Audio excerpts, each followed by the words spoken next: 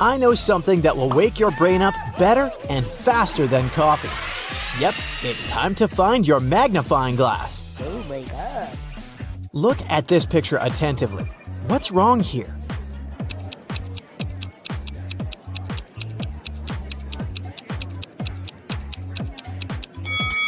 Each of these 4 people has a slice of pizza in their hands, but only 3 pieces are missing from the pizza box. You have 3 jars that are all mislabeled. One jar contains apples, another contains oranges, and the third jar contains a mixture of both apples and oranges. You are allowed to pick as many fruits as you want from each jar to fix the labels on them. What is the minimum number of fruits that you have to pick and from which jars to correctly label them? Yeah.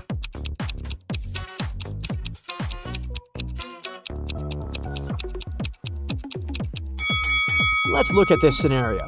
You pick a fruit from the jar labeled apples and oranges, and you get an apple.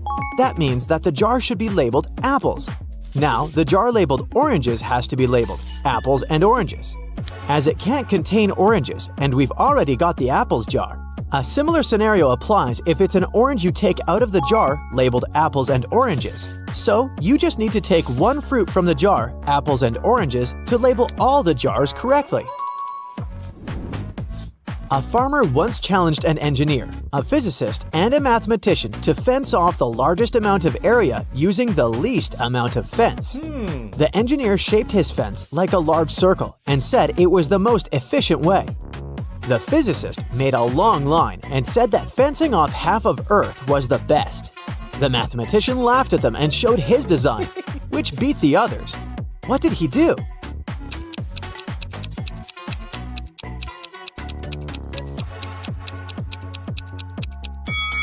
The mathematician made a small circular fence around himself and declared himself to be on the outside. Every day after work, Jack arrived at the train station at 5 p.m. His wife left home in her car to meet him there at exactly 5 p.m., picked him up, and drove him home. One day, Jack got to the station an hour early and started walking home. He was walking until his wife picked him up along the way. They got home 30 minutes earlier than usual. How long was he walking?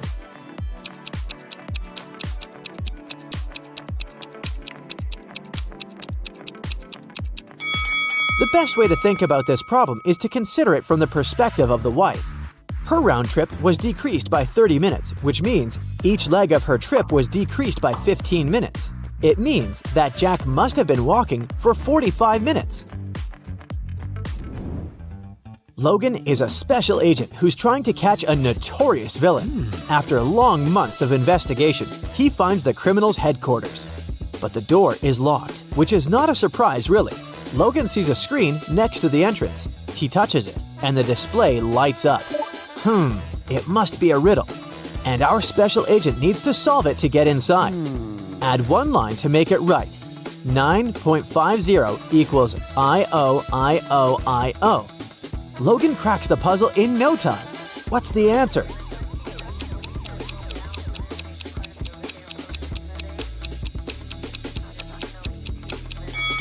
$9.50 equals IOTOIO. Oh, yeah. The door opens and the man steps into a dark corridor. After walking for some time, Logan notices another door. A code lock again! The man also spots a calendar hanging on the wall. At the bottom, there are several letters, M, F, W. After connecting the dots, the special agent figures out the code. What is it?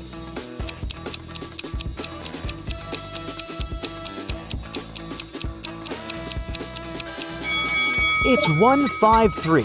The letters stand for the days of the week: Monday, Friday, and Wednesday. Monday is the first day, Friday is the fifth, and Wednesday is the third one. Oh yeah. Look at these two families. Which one is fake? What do you think?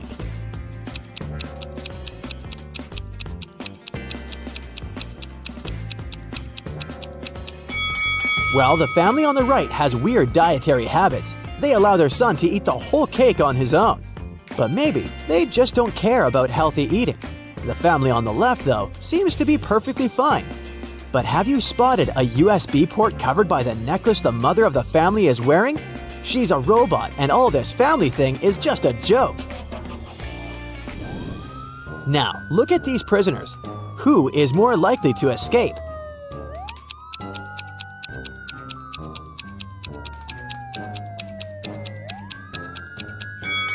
Huh, gotcha.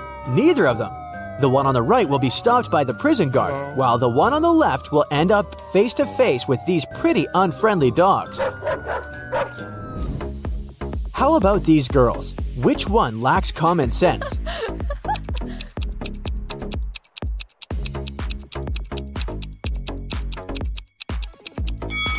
That was another tricky question. Both of them aren't the brightest bulbs in the chandelier. The one on the left is going to post a photo of her credit card on her social media. And the one on the right is going to share the details of her ID and plane ticket with her followers. That's incredibly unsafe. Oh my God! It was the first day of school when the principal's wallet went missing. There were 3 suspects: the gardener, the math teacher, and the coach. Oh no! Here's what they said. The gardener was mowing the front lawn. The math teacher was checking the surprise test he'd given his students.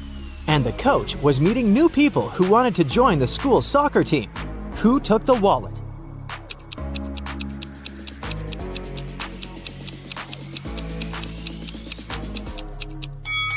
It was the math teacher. No one gives surprise tests on the first day of school.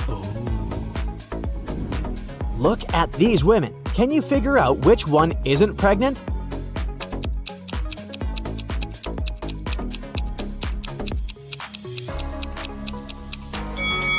It's the woman on the right. Her belly is strangely shaped, and something seems to be moving under her clothes. Ugh, creepy. One day, the emperor asked his general what he should choose if he was offered either justice or a lot of gold. "I'd choose the gold," the general answered without hesitation. The emperor was taken aback. "Oh, "I would have been disappointed even if this was the choice of a servant," the emperor said.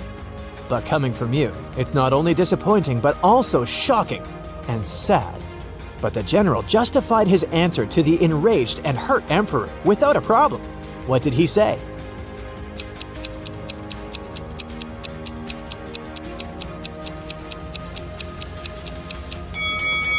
He said that people asked for what they didn't have. under your majesty's rule," He then added, "justice is available to everybody, but I am a spendthrift and always short of money. That's why I said I would choose the gold." the answer pleased the emperor, and his respect for the general was restored. The police arrived at a ski resort early in the morning. At night, someone attacked the manager of the hotel, and he was taken to a hospital, still unconscious. The police suspected 3 people, Laura, James, and Arthur, who had arrived the day before. The officers inspected their rooms, and here's what they found. Look at these things attentively and try to understand who attacked the manager.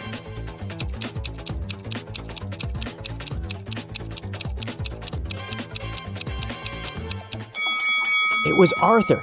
Look, he doesn't have any warm clothing, which means he didn't come for skiing. Oh no! Allison is a big boss in an international company. One day, she's hurrying to an important meeting when she notices the documents she needs haven't been printed out, but she's asked at least 3 of her subordinates to do it. Ian says he's just returned from the supermarket because they've run out of coffee beans. Robert claims he's been terribly busy drafting a new contract. And Alice answers she's been in the kitchen preparing snacks and making coffee for the meeting. Who's actually forgotten about the task and is making up excuses at the last moment?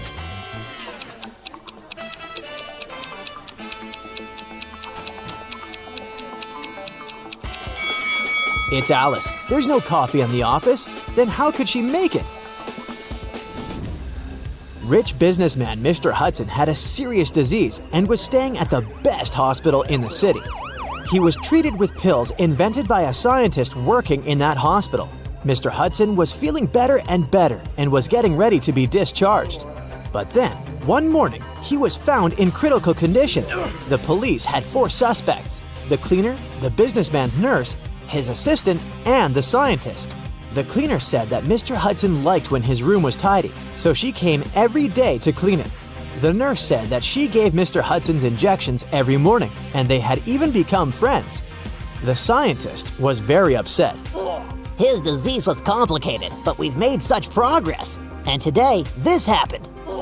And the assistant answered that her boss asked her to bring his favorite sweets every day. And she did just that. Can you figure out who caused the worsening of Mr. Hudson's condition?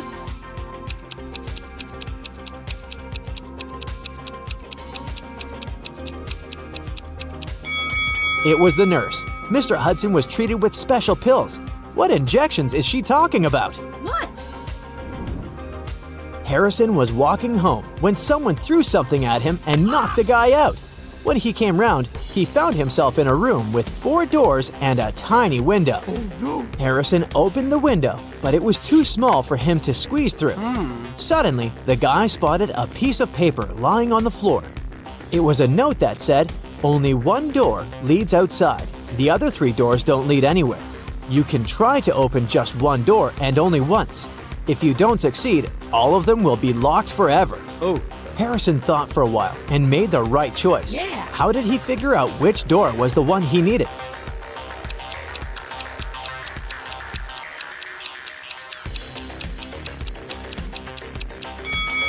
He opened the window.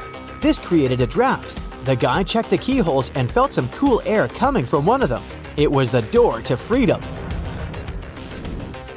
Detective Sheldon Copper was resting at a beach resort when an unpleasant accident happened there. Someone pushed elderly Mrs. Stevenson into the swimming pool when there was no one around. But this someone didn't know the lady was once the best swimmer at her university, and she never stopped practicing. So it wasn't difficult for her to cross the swimming pool and get out of it at the other side. Sheldon asked the lady if she had seen the attacker. She didn't, but she was sure it was someone who knew she'd just received a huge inheritance. The detective needed to talk to 3 people. They were Mrs. Stevenson's son, Terry, her granddaughter, Gloria, and her niece, Judy. Terry said, "These days, I've been very busy. Something urgent came up at work. I don't even have time to leave my room to go for breakfast or dinner."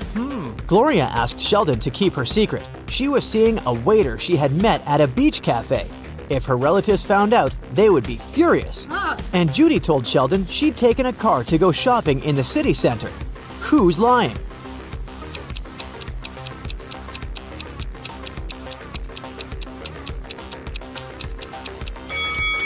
Terry.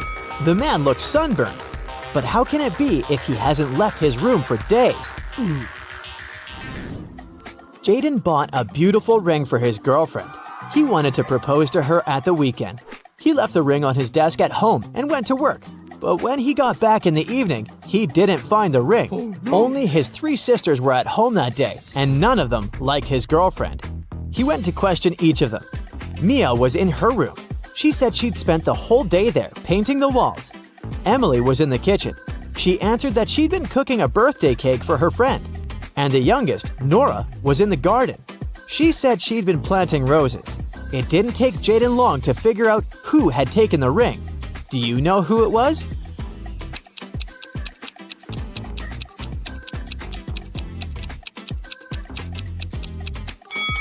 It was Nora. She looks too tidy for a person who was supposedly spending the entire day in the garden. What? Plus, she doesn't have any gardening tools. The best player of Julian's volleyball team disappeared right before the game. Julian's main suspects were 3 players from the rival team. Jackson said, "I've just returned from the gym. I was warming up before the competition."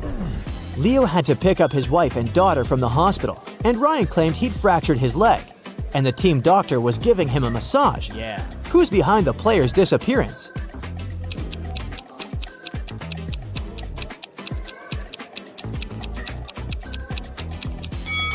It's Ryan. Getting a massage when your leg is broken? Really?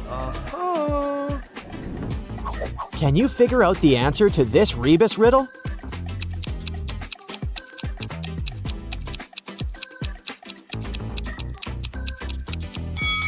The answer is summary.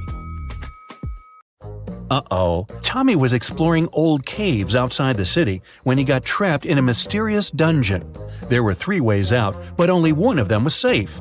Behind the first door, a fire was raging. Behind the second door, there was acid rain, which could melt any substance within seconds. Behind the third door, there was a huge brown bear that hadn't eaten for 2 years. Which way should Tommy choose?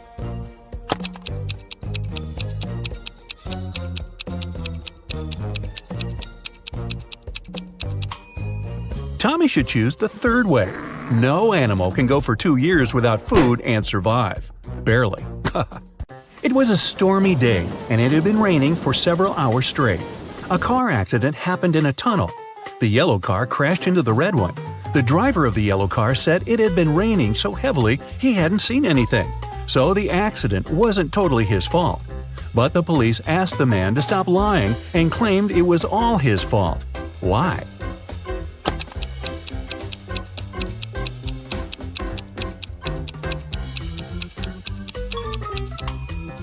The accident happened in the tunnel. It couldn't be raining there.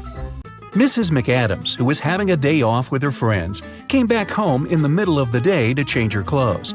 There, she found out that her daughter, Eveline, who she'd grounded, wasn't at home. Mrs. McAdams got angry and texted Eveline, asking where she was. Eveline texted her back, saying she was at school. The girl even attached a picture of the classroom. Mrs. McAdams didn't believe her daughter and told her to come home immediately. How did she understand Eveline wasn't at school?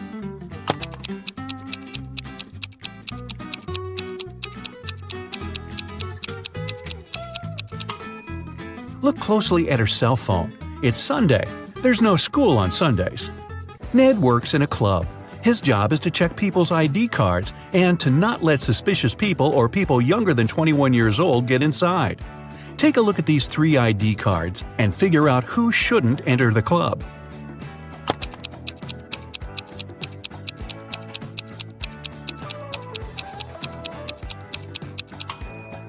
The first person is already 21, and nothing else looks suspicious in his ID. The second girl seems alright too. It's written that Brielle was born on September 31st. But such date doesn't exist. Her ID must be fake. Mrs. Cabell is the owner of a small company producing expensive designer cups. On Friday, when the working week was finally over, she got a call from her bank. The woman found out that someone had stolen all the money she had saved. Mrs. Cabell realized it must have been one of her workers, so she asked each of them what they had been doing that day. Sloan, a sales manager, said she had been talking to their clients and looking for new ones. Atticus, a potter, said he always made 1 cup a day, and he showed all the cups he had done that week. Sierra, a designer, said she had been working, but she also admitted she hadn't been really productive that day because of some family issues. Who lied?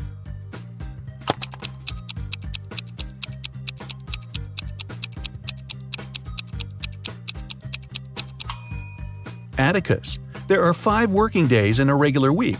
The man said he made 1 mug a day, but he only showed 4 mugs. It means he missed 1 day of work. Lennox and Finn were friends living in the same college dorm. One day, Lennox reported that something had happened to his friend. He said Finn hadn't left his room all day. He also never responded to any of Lennox's texts. In the evening, Lennox started to worry and knocked on Finn's door, but the guy didn't answer.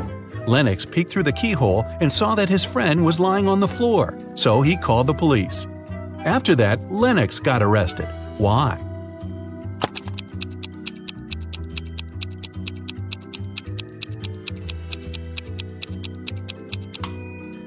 Lennox has a bandage on his right eye, but the keyhole is located in such a way that it's only possible to look inside with the right eye.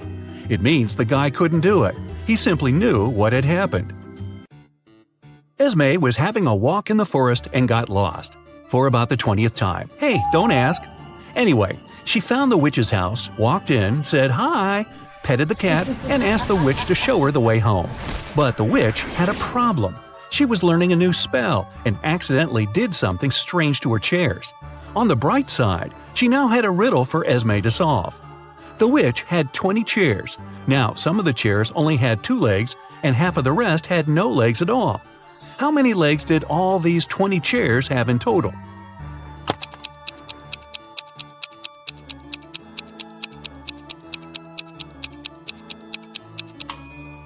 We know that some of the chairs have, on average, 2 legs per chair. The rest of them have either 4 legs or no legs at all.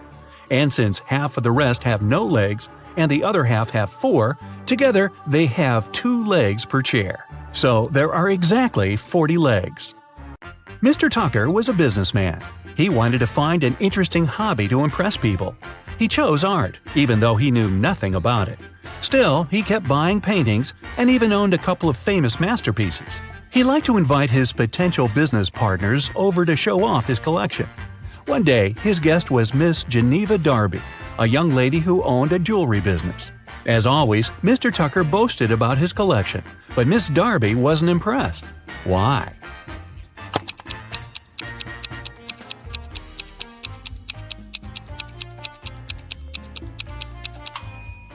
Look closer at this supposedly 16th century painting.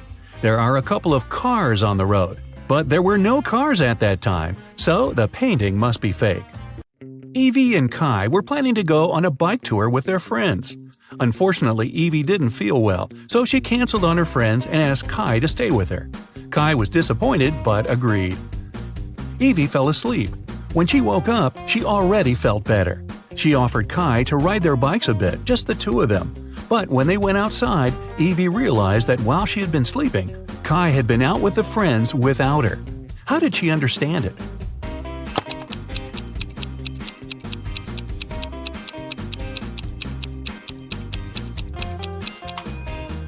Look, Evie's bike is all wet. It must have been raining while she was asleep. But Kai's bike is dry. It means that he used it and then wiped it off. Or maybe he wasn't even in the area when it was raining. 2 weeks ago, a bank was robbed, but the robber hadn't been found yet. A phone call woke Detective Callum up in the middle of the night. His colleague reported that a farmer had found the money. When the detective arrived, he questioned the farmer. The man said, "I argued with my wife and went outside. That's when I found a bag with money in a cornfield." Detective Callum asked if the farmer had noticed anything suspicious before. The farmer replied, "About 2 weeks ago, before going to bed, I looked out of the window. I saw a man walking through the field. It was a full moon and I could clearly see his silhouette. But there wasn't enough light to notice more details about him." The farmer was arrested. Why?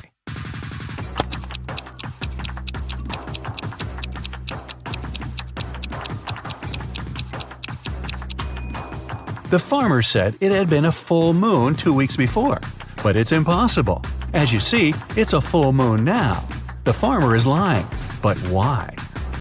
Ashley was hurrying to an unplanned business meeting. She asked her boyfriend, Dean, to walk the dog. Dean agreed. But then his friend called and invited him to play a new video game. So the guy decided to skip walking the dog that day and joined his friends. He and Ashley met right outside the house when they both were going back home. Ashley asked what Dean had been doing. The guy said, "I walked the dog and then went to play video games with my friends." Ashley immediately understood he was lying. How did she figure it out?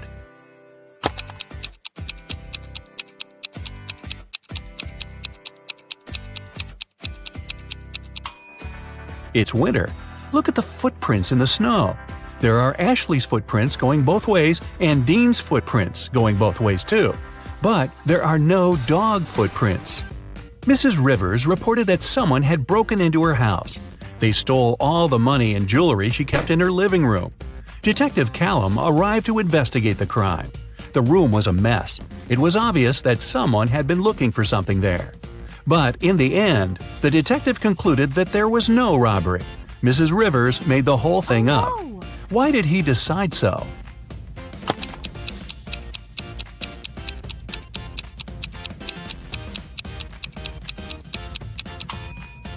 Look at this very expensive and fragile tea set lying on the floor. If a criminal had really been there, he wouldn't have cared about the set. It would be smashed after falling down. It seems that when Mrs. Rivers was staging a robbery, she didn't feel like breaking her expensive tea set. Viviana and Malcolm were working outside. Malcolm was repairing the roof, and Viviana was working in the garden. Suddenly, a hammer fell from the roof and hit Viviana on the head. She was taken to a hospital, and the police came to figure out what had happened. When Malcolm told them everything, the police arrested him for staging an accident. Why didn't they believe the guy?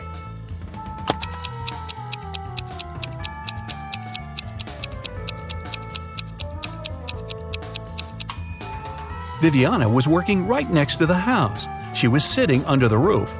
If the hammer had fallen accidentally, it would have slid down the roof and fallen behind the woman's back. It could hit her only if someone threw it at her on purpose. Well, that's not nice. Joshua and Jeremy were going on a hiking trip to Adventure Mountains. They were about to leave their room to catch their train, but there's something wrong here. Can you spot the oddity?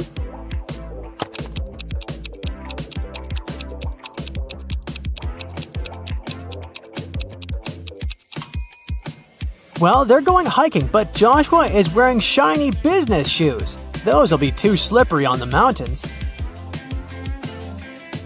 Once they arrived at the train station, Jeremy realized that he had forgotten the tickets. They went to the ticket sales booth to explain their situation. The salesman told them he might be able to give them new tickets, only if they could answer his riddle correctly. I stand tall, yet I never walk. With rocky peaks, I love to talk. Above the clouds, my head does rise. What am I that touches the skies? Can you figure out the answer?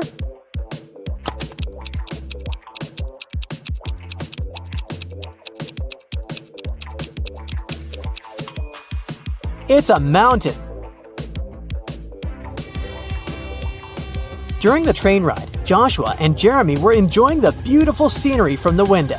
But then, suddenly, Jeremy screamed. Can you tell why?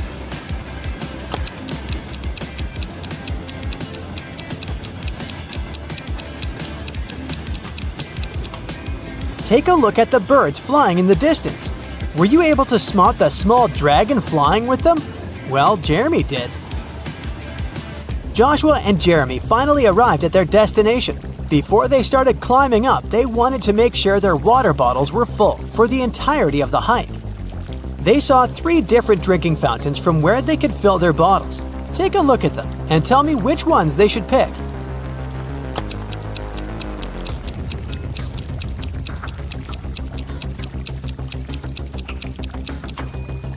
If you look closer at the first fountain, you can see a snake's tongue sticking out in the water flowing from the fountain tap. That's gross.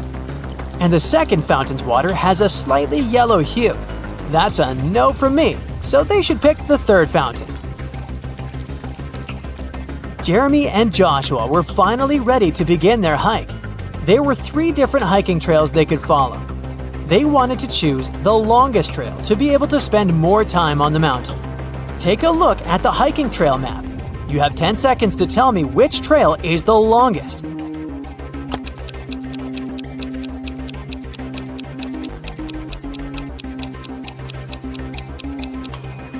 It's the second trail. During their hike, Jeremy wanted to take some photos for his social media account, so they decided to go off-path, deep into the forest.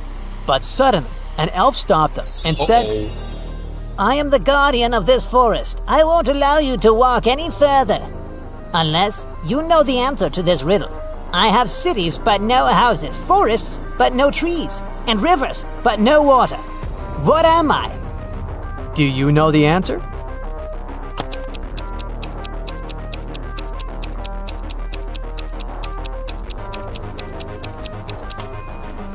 It's a map.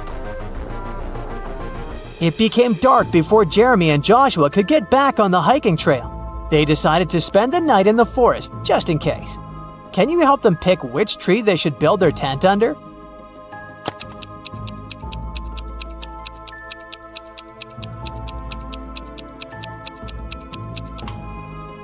Do you see the snake hole here next to the second tree? The consequences would be disastrous if they built their tent above it.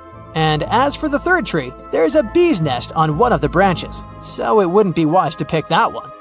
That's why they should pick the first tree. After completing their adventure and returning to their hotel room, Jeremy and Joshua started comparing the photos they had taken. But Joshua noticed that there were 5 differences in the photos they took at the same place.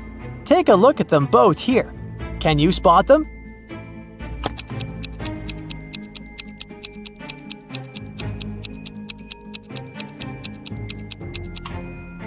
In the first photo, the mountaintop view is covered with snow, but that's not the case in the second photo. Secondly, the logo that Jeremy's t-shirt has in the first photo is different in the second photo. Thirdly, in the second photo, a pair of glowing eyes can be seen in between the trees, which doesn't exist in the first photo. Creepy. As for the fourth difference, in the first photo, Joshua is holding 2 of his trekking poles. But in the second photo, he's only holding 1. And lastly, in the first photo, there are 2 cable cars riding to the top of the mountain. But in the second photo, there's only 1. Arya's favorite pop star, Peyton Swiftly, was coming to town to give a concert, and Arya really wanted to go. Unfortunately, tickets were sold out very fast, and Arya couldn't get one. However, after one of the ticket buyers returned their ticket, the ticket website announced they would give the ticket for free to the person who knew the answer to this riddle. I'm full of keys, but I can't open any locks. What am I? Can you help Arya out?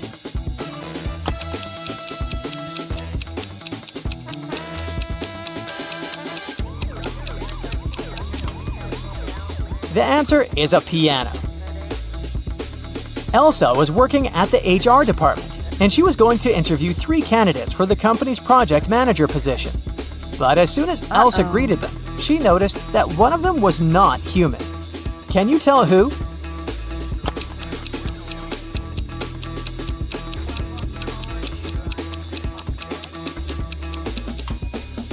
It's the second guy.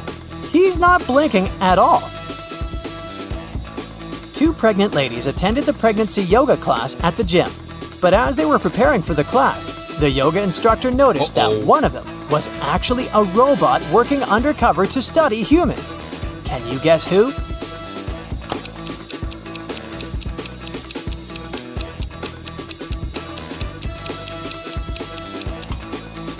The second lady is holding an inflatable fitness ball. The weight indicated on the ball is probably just a joke because air cannot weigh that much.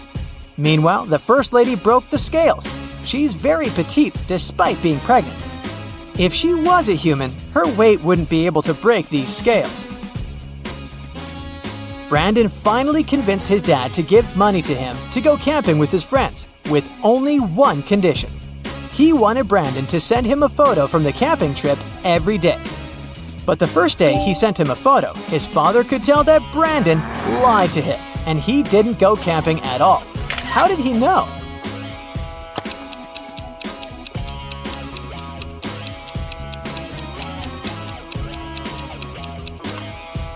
Brandon clearly photoshopped himself because everyone else in the photo has shadows, but Brandon doesn't.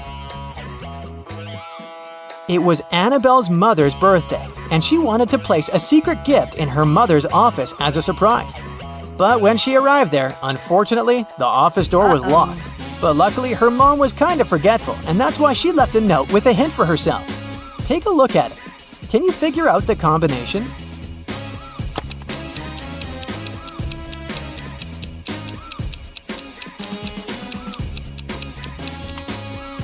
Each number is the number of lines in the respective letter.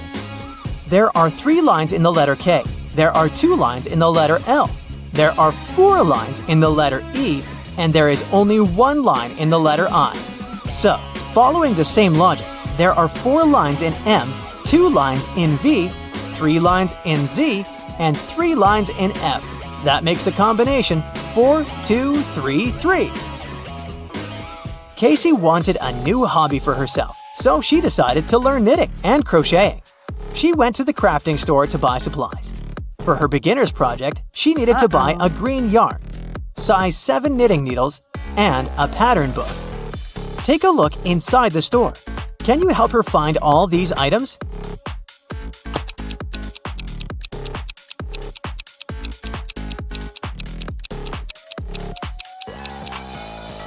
Here's the green yarn, here are the number 7 knitting needles, and here is the pattern book. Jackson went hiking in the woods, but when his cell phone ran out of battery, he couldn't use his navigation and got lost. He walked for hours and started to feel exhausted and hungry. Luckily, he finally came across a farmhouse with lots of apple trees. He wanted to pick an apple and rest there while he ate it. But then, suddenly the owner of the farm stopped him and said, "This is private property. You're stealing my fruits. But I'll let you eat that apple if you can answer my riddle correctly. I can fly without wings. I can cry without eyes. Wherever I go, darkness follows me. What am I?"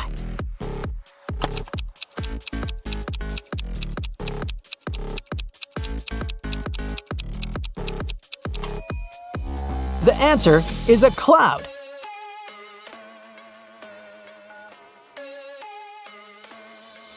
Hey, here's another opportunity to train your brain and sharpen your logical thinking skills. Don't miss out on it. Yeah. Liam was a doctor from Chicago. Once, he asked his boss to let him attend a medical conference in Berlin. The boss let Liam go but asked him to send a photo report as soon as he got to Europe. The next day, the boss received a message from Liam that said, "Hello from Germany. That's me right now." A photo was attached to the message. After looking at it, the boss realized Liam had lied to him. How did he figure it out?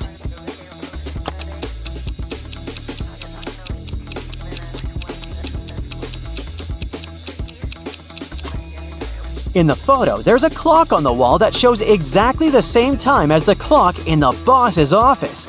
If Liam was in Germany, the clock would show a different time because of the time difference. A bit of math for you. Can you figure out what comes next in this sequence of numbers?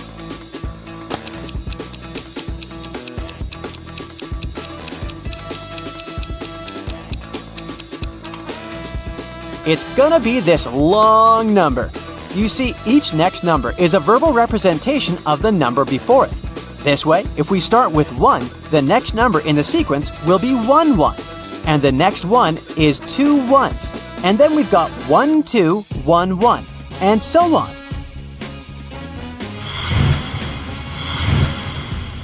Look at this picture attentively. The guy has sent a message to his girlfriend. He seems to be missing her very much, but is it true? Can you figure out if he might be cheating on her?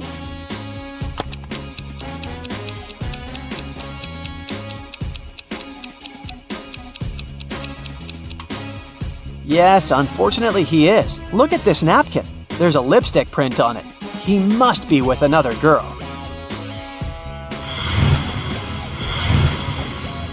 Once, a man came to a police station. He said he'd been robbed on his way to the bank. He was carrying a briefcase with a big sum of money when a man wearing a black mask and gloves attacked him. The robber snatched the briefcase and ran away. The police officer listened to the man and asked him about a fresh cut on his right cheek. The man replied that it was from a ring the criminal had been wearing. After these words, the policeman immediately knew the man was lying. How did he realize it? Are you as attentive as the police officer to figure it out?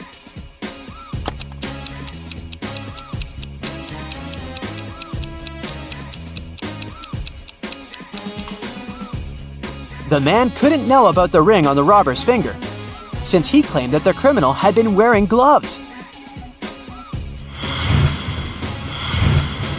Turn me on my side, and I'm everything. Cut me in half, and I'm nothing. What am I?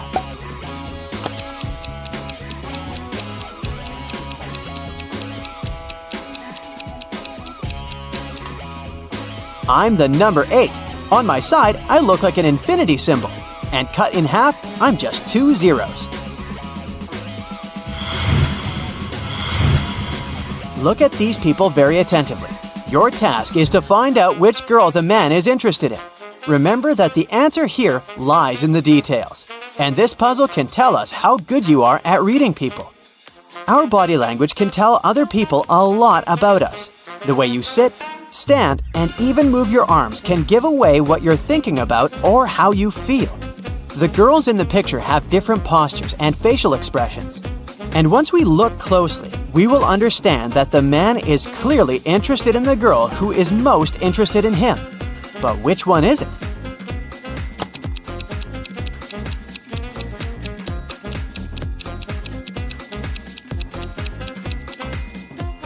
the second one from the left. Her feet are pointed towards the man, and we can say the same about his feet. While girls number 1 and 3 are looking at the man too. They aren't into him all that much. Their feet and body language give it away. A wealthy old man didn't have a will, so he ordered his sons to race their horses, and the one whose horse would be slower would receive his inheritance. The two sons realized that they would be unable to race since they would be both holding their horses back. So they went to a wise man and asked him what they should do. After listening to his advice, the brothers started racing at full speed. What did the wise man tell them?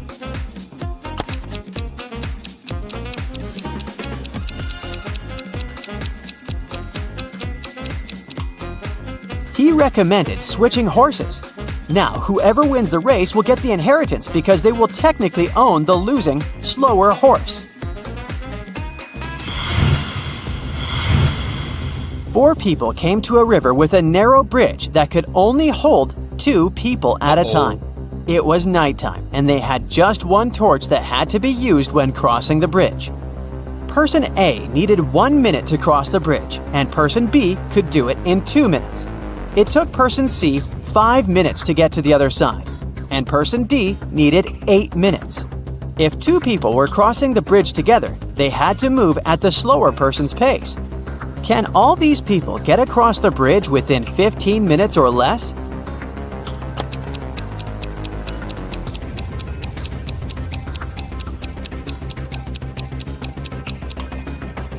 Yes, they can. Let's see how it can be done. First, person A and person B cross the bridge, and then person A brings the light back. It takes 3 minutes. Next, person C and person D cross the bridge, and person B brings the light back afterward. It takes another 10 minutes. And finally, person A and person B cross the bridge again. This takes another 2 minutes. In total, we've got 15 minutes.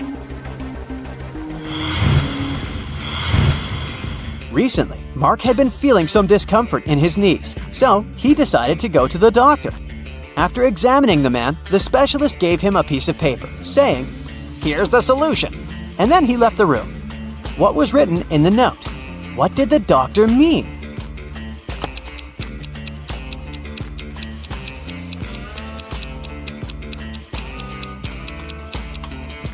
The treatment is a painless operation. The missing letters spell out pain. Thus, Mark should have a painless operation. Thomas was talking with his colleague, and she asked him how many kids he had. He answered that he had 3 children, and she asked him about their ages. Thomas replied, "The product of their ages is 72, and the sum of their ages is the same as my house number." His colleague was confused. The next time she was invited to Thomas's house, she paid attention to his house number, and still, she couldn't figure out the kids' ages. Tom decided to help her. "Oh, that's right, I forgot to tell you the oldest one likes chocolate pudding." And after that, his colleague figured out the ages of the 3 children. Have you understood how old they are?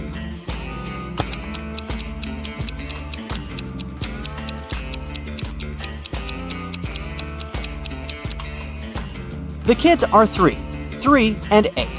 The key to this riddle is the colleague knows the sum of the children's ages, but she still can't tell how old Thomas's children are because she is stuck between several possibilities.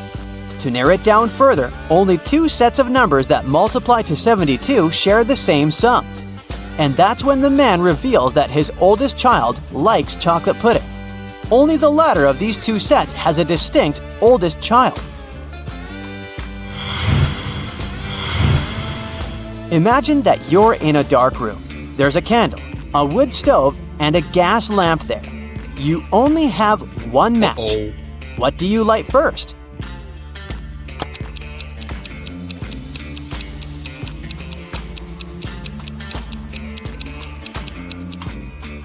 First of all, you'll need to light the match.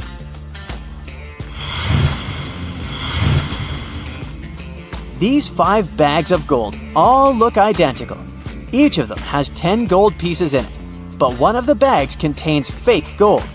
The real gold and fake gold are identical in every way, except the weight. Each piece of fake gold weighs 1.1 ounce, while a piece of real gold weighs 1 ounce.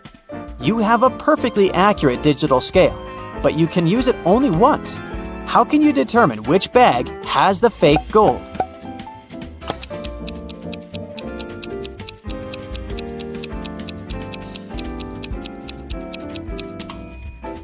You should take 1 gold piece from the first bag, 2 from the second bag, 3 from the third bag, 4 from the fourth bag, and 5 from the fifth bag. If the number on the scale ends in 0.1, you'll know the first bag contains the fake gold. If the number ends in 0.2, then the fake gold is in the second bag, and so on.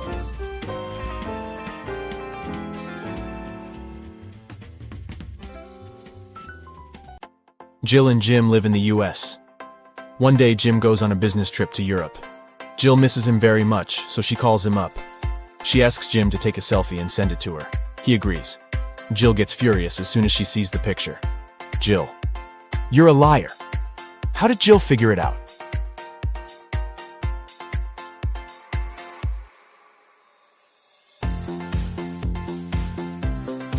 Europe and the US are in different time zones. But in Jim's photo, it's noon. That's American time. He never left the country. Can you find a zombie in this picture?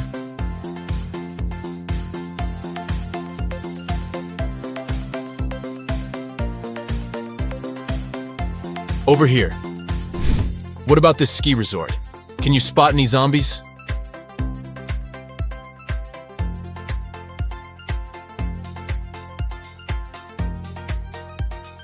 Hello? And now let's see if you can find a zombie in this amusement park.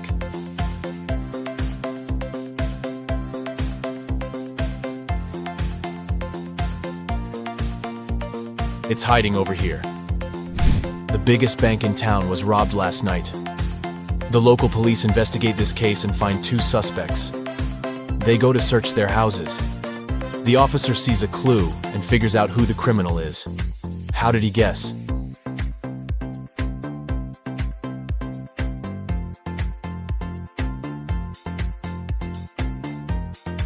Let's take a look at the walls. There's the same picture in both houses. But this one is hanging upside down. There's probably a stash behind it. Busted. A teacher has 21 colored pencils. 7 red, 7 yellow, and 7 blue. She needs to divide them into 2 piles so that one pile would have 3 times fewer red pencils than the second one. And the second pile should have 2 times fewer yellow pencils compared to the first pile. How many blue pens would be in each pile?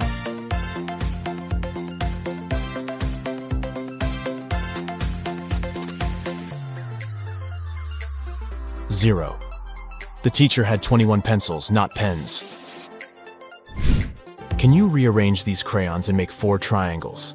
To solve this mystery, you gotta think outside the box.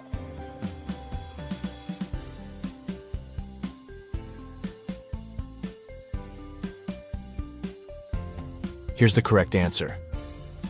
Let's make the task a little harder. Can you remove just 2 crayons to make 2 squares? Ready to see the result?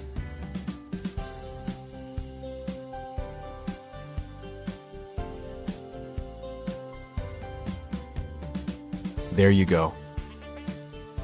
Donna goes to a supermarket and spots something weird.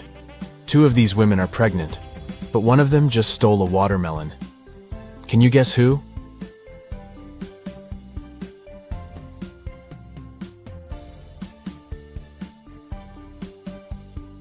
It's the third lady. She's wearing high heels, not what pregnant women would wear to a grocery store.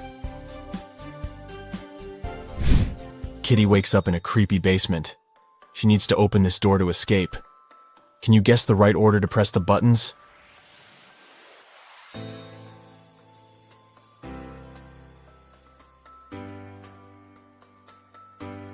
Kitty needs to make the word unlock from the first letters of each emoji.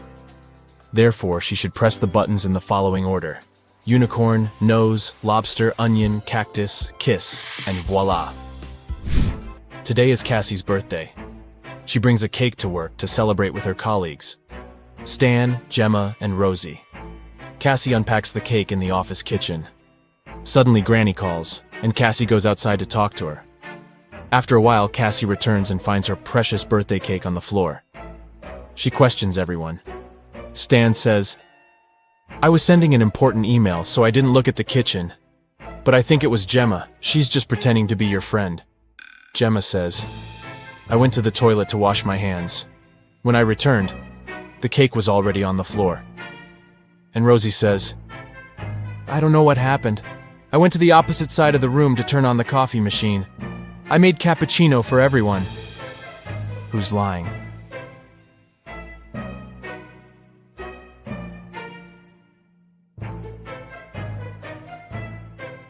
The coffee machine is off, and all the coffee mugs are empty. Therefore, Rosie lied. She was busy doing something else while Cassie was away. Detective Bold is having lunch at his favorite cafe. He looks through the window and sees his neighbor Zelda rushing home. They both live next to the cafe. Suddenly, Zelda runs back and approaches the detective. Zelda: "Please help me. My apartment was robbed while I was out. I didn't touch anything. I just ran here right away to find you." Detective Bold goes to see the crime scene. He looks around and says, "Stop fooling around, Zelda. There was no robbery." How did he know?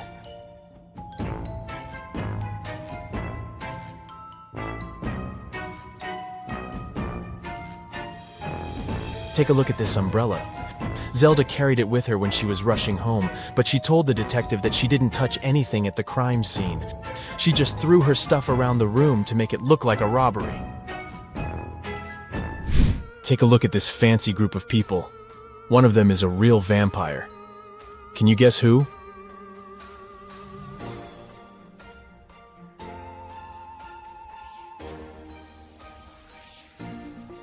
It's the second guy. The first guy struggles with drinking this reddish beverage. The lady is just wearing a cosplay costume. And the guy on the right is taking a selfie, which means he shows up on camera. Therefore, he's a human being. Jeff calls the police early in the morning. Jeff: "My neighbor cut down a tree on my car." A policeman arrives soon. Policeman: "What happened?" Jeff: "My neighbor and I had a quarrel last night. When I was ready to go to bed, I saw him standing in front of my car. In the morning, I went out to drive to work and saw this. My car is pretty old, but he still has to pay compensation for the damage." The policeman questions Jeff's neighbor. He says, "Jeff is a bit weird.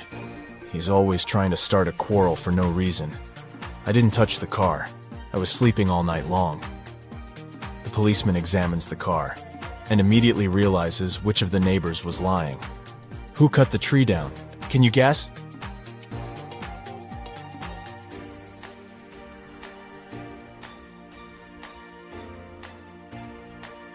Jeff. He cut down the tree with this axe and then tried to put the blame on his neighbor to hit him up for money. Mike is an astronaut. His team consists of 2 other people. They're twins, Rob and Bob. They go to Mars for a month to study the local life forms. Time flies by quickly, and today they have to return to Earth. Mike goes to say hi to his little crew, but he finds 6 identical people in the spaceship. Mike realizes that the Martians can take any shape. Whom should he take back to Earth?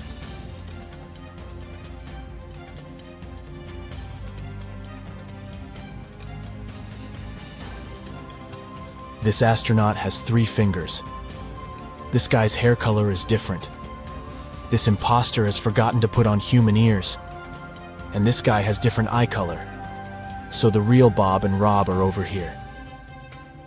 What's wrong here?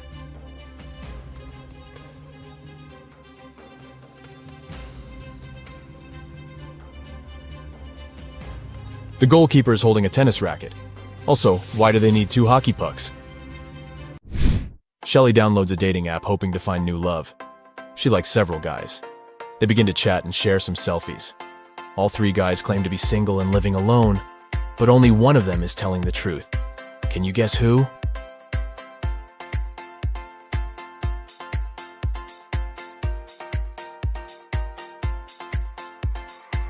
The first guy sent Shelley a selfie from his bathroom. He's wearing a bathrobe. But there's another silk bathrobe hanging in the background. It's pink and small. Why would he need it if he's living alone? And the second guy is obviously fond of jewelry. He's wearing a ring on each finger, including the ring finger. So he's probably married. Only the third guy is telling the truth. And Shelley should give him a chance. A dangerous criminal escapes from prison. The police are chasing him, and the trail leads them into a small village. They question the locals and check the fields. Soon they see a farmer in a cornfield.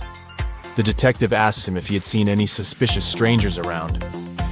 Farmer: "Sorry, I didn't focus on what's going on around me. I was too busy dealing with my corn. It's getting dark soon, and I need to harvest as soon as possible." The detective immediately figures out that this guy is the wanted runaway criminal. How?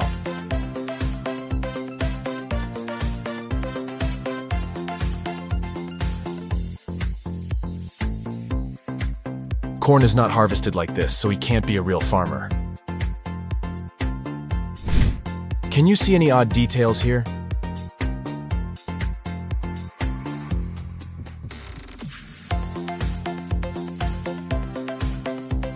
The phone is unplugged, and the laptop is missing a keyboard. Can you spot anything odd?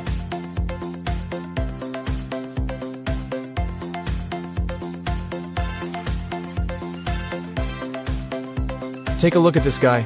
His fishing style is pretty weird. What about this scene? What are they doing wrong?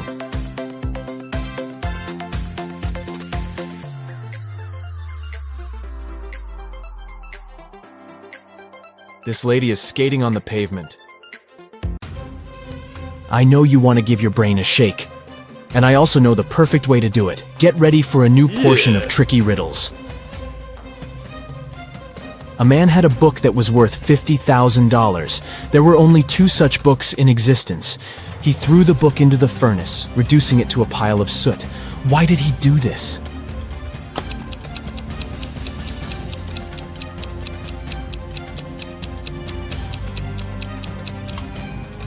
He destroyed the book because he had both copies. After destroying one of them, there was only one left, so its value immediately went up. Mr. Brown's sons found their dad unconscious on the floor of his office. They immediately called their father's friend, Detective Smith.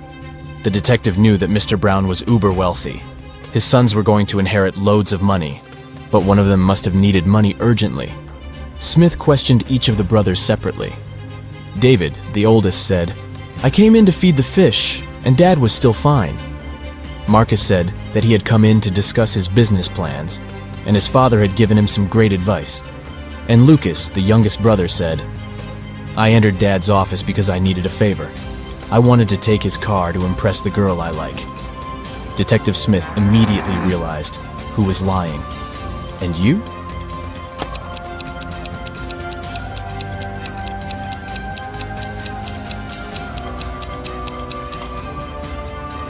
It's David. He said he had come to feed the fish. And indeed, there's an aquarium in the office. But there are no fish in it. Sarah and Liam had a son called Oliver. On Saturday, the couple went out for dinner and left Oliver at home. When they returned, the boy was nowhere to be found. Oh no! The anxious parents called the police. A detective arrived and questioned everyone in the house. The babysitter said she'd been packing Oliver's school bag for the next day. The maid said she'd spent the whole evening cleaning the kitchen, and the cook said he'd been preparing food for the next day. He was listening to music and didn't hear anything. The police immediately knew who was lying. And what about you?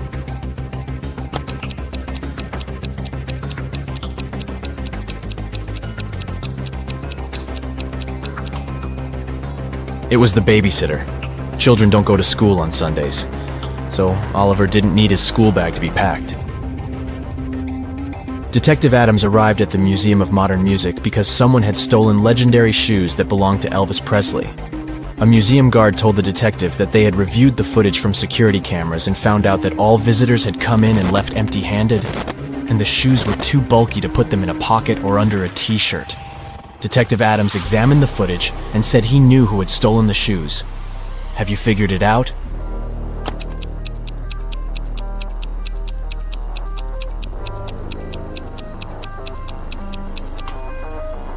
It's the red-headed guy. When he entered the exhibition, he was shorter than other visitors. But when he was leaving, he was as tall as the others. He must be wearing Elvis's high-heeled shoes. Let's check how attentive you are. Look at this picture and try to figure out what's wrong here.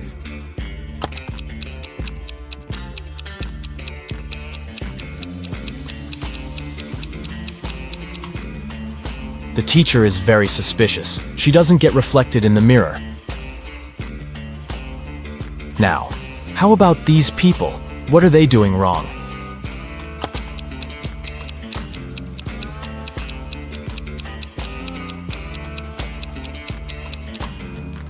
See that coffee machine in the background? The cup is placed incorrectly and the coffee is spilling. A witch owned a field that had many gold mines. She hired one person at a time to mine that gold for her. She promised 10% of what that person mined in a day, and they would have to give her the rest. But the witch was blind, so she had 3 magic bags that could talk. They reported how much gold they held each day, and this was how she found out if the workers were cheating. Upon getting the job, each person agreed that if they weren't honest, they would be turned into stone. Around the witch's mines, there were many stone statues. A man named Logan once accepted the job. The witch promised him, "If I wrongly accuse you of cheating, I'll be turned into stone." One night, Logan overheard the bags talking to the witch. The next evening, he submitted some gold and kept 1.6 pounds for himself. Later, the witch talked to her bags. The first bag said it held 16 pounds that day. The second one said it held 5 pounds. The third one said it held 2 pounds. The witch confronted Logan. "You think you could fool me? Now you shall turn into stone," she screamed. 1 second later, the witch turned into a stone statue herself. How did Logan deceive her?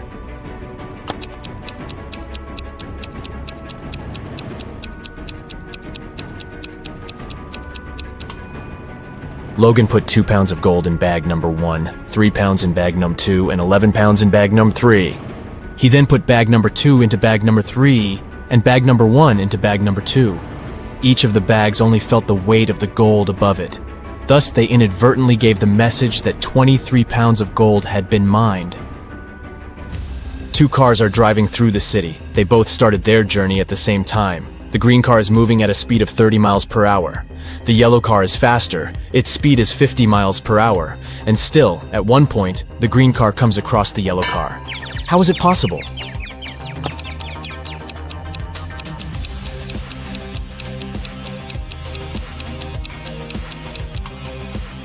The cars are traveling in opposite directions. Larry called the police because he had some concerns about his friend Brandon. He said, "Brandon has recently returned from Brazil and has been behaving strangely since then. I've just received a weird phone call from him. I think it would be better if you came with me." When police officers picked him up, Larry gave them the address.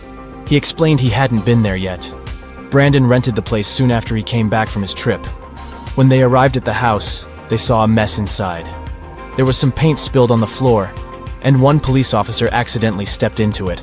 Larry noticed it. "How unlucky! Let me take you to the bathroom." After that, he immediately got arrested. Why?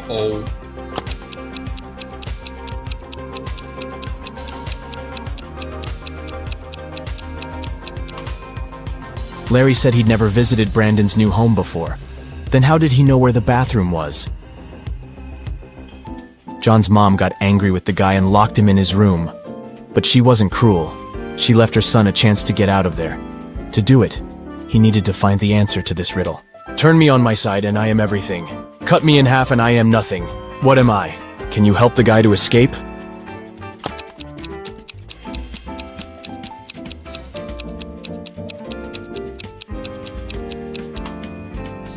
The answer is the number 8.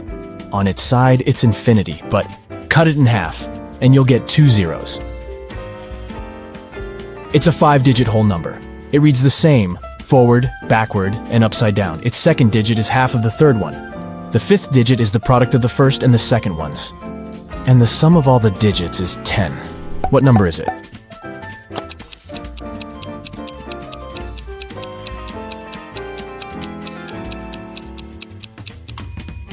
It's 10801.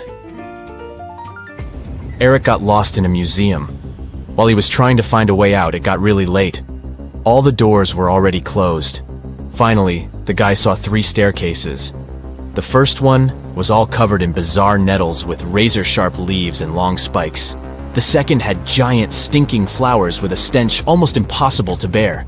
And the third staircase was an impassable jungle of cacti.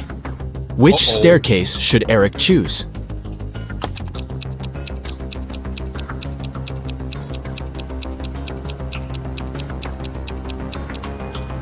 He should opt for the second staircase. Even though the flowers are gross, they're relatively harmless. When you add 5 to 6, you will get 11. But when you add 6 to 7, you will get 1. How is that possible?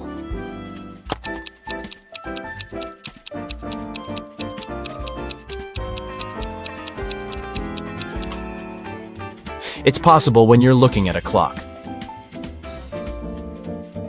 A coin is put into an empty bottle. Then this bottle is plugged with a cork. How can you remove the coin without breaking the bottle or pulling the cork out?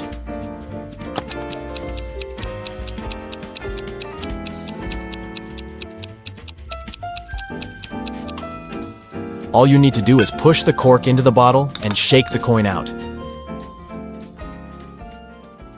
Erica wants to find her true love, so she's visiting a speed dating event. She talks to 3 strangers. Each guy tells her some brief facts about himself. Victor says, "I'm an architect. I've recently built the largest skyscraper in this city, and now I want to settle down and find a beautiful wife." Jason says, I run my own bakery chain. I've never had any serious relationships because I was too busy with my work. and Edgar says, I recently got fired, but it's okay because my parents are billionaires. I'd like to find a soulmate to travel the world. Who should Erica choose?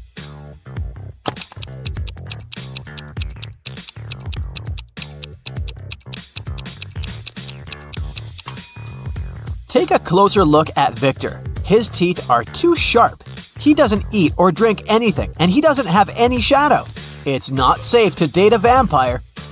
As for Jason, he clearly wore a wedding ring. There's a tan line on his ring finger. Therefore, he's a liar. That's why Erica should choose Edgar.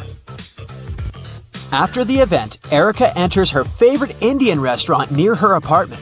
She makes an order, puts her bag on one of the tables, and goes to the restroom. After a couple of minutes, she returns and finds out that someone had stolen her bag. The waiter says, I saw someone with a neck tattoo running into the restaurant's second floor. Erica goes upstairs and finds 3 possible suspects. Can you spot the thief?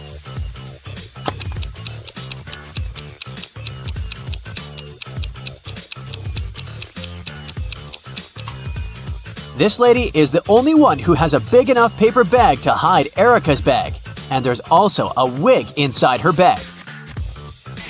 The next day, Erica invites Edgar over for dinner. She has some candies in the kitchen. They look similar but have 3 different flavors, 3 orange, 2 strawberry, and 5 grape candies. Suddenly, the lights turn off in the entire building. Now the kitchen is completely dark. How many candies must Erica take out to make sure she has at least 1 candy of each flavor?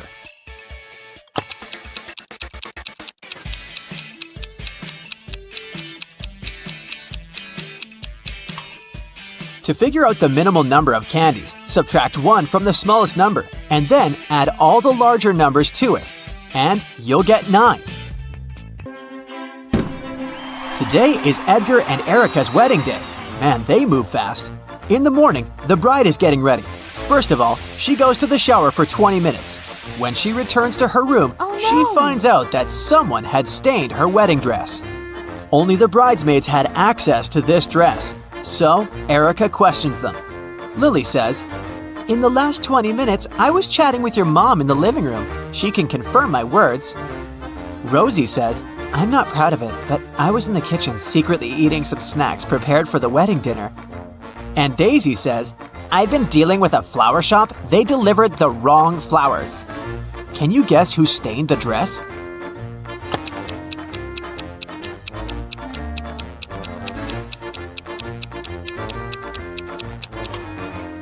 It was Rosie. There's the same mud under her shoes. After landing, Edgar and Erica take a taxi and go to their hotel. Suddenly, they see a family of ducks crossing the road. Erica takes a picture, but unfortunately, it's unfocused. Can you count the exact number of ducks?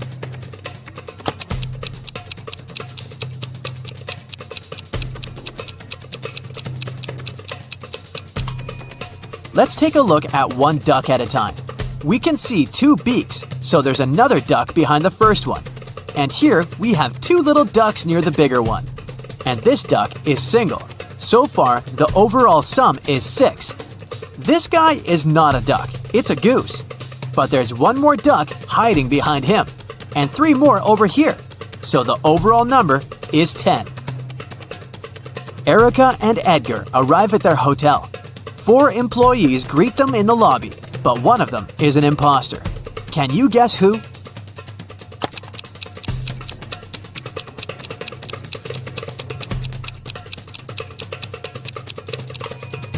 Take a look at the logo of this hotel. It's a lotus with 6 petals, but the logo on this lady's badge has a 5-petal lotus.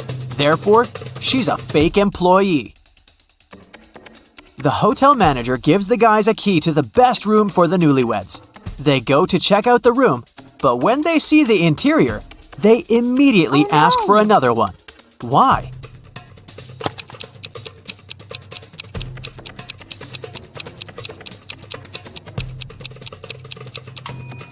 There's a transparent lizard crawling along the curtains. This potted flower has teeth, and someone is clearly peeping at them through the eyes of this portrait on the wall.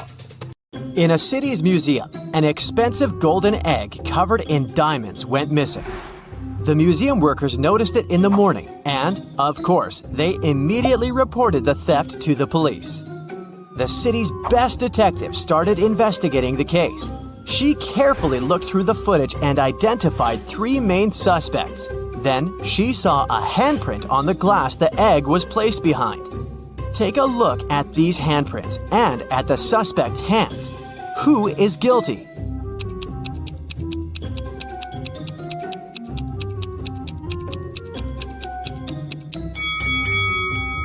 It's this person right here. Look, the prints of the fingers aren't full because something came in the way.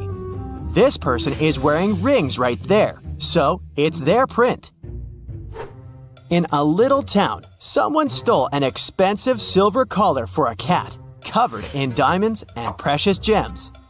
The shop's owner called the police, and the investigation started. There were 3 suspects. Mr. Johnson said, I came to look for earrings for my daughter's birthday.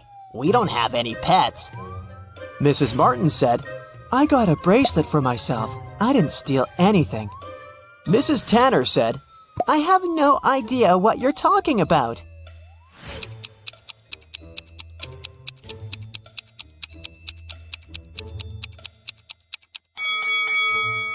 The thief is Mr. Johnson. There are cat footprints in his garden, so the family obviously has a pet. There was a robber in the city, and no one could catch him for several months. After another incident, the police saw the robber entering a hospital. They walked in and ran into 2 doctors. Which one of them is fake and is actually the robber?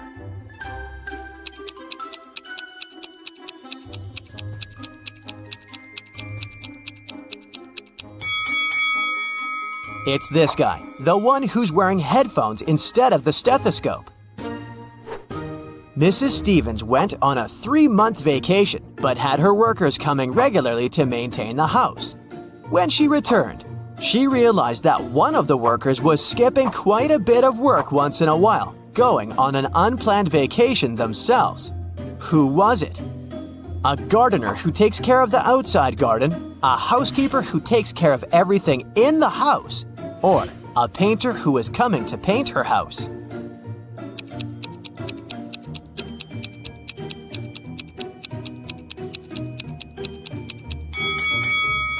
It's the housekeeper.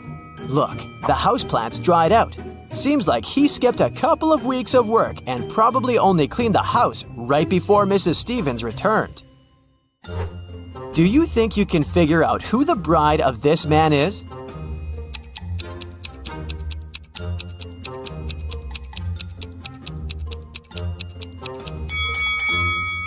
It's this woman right here. Look, she has the same tattoo as this guy. A small city's police got a message that monsters silently flooded the town and now live among humans. It's not a problem, but the police decided to identify them all to keep an eye on them. Can you help the police identify in which houses the monsters live? Here's the first task. You see two houses and a vampire lives in one of them. Which one?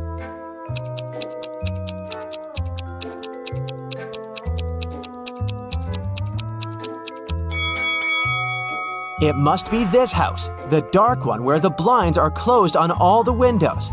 Vampires don't like sunlight.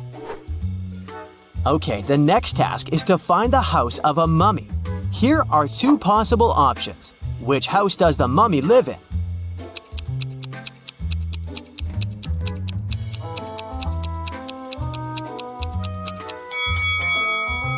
This one. Look, there are bandages around the house. The next creature whose residence we need to identify is a gnome. Take a look inside two houses. Can you tell where the gnome lives?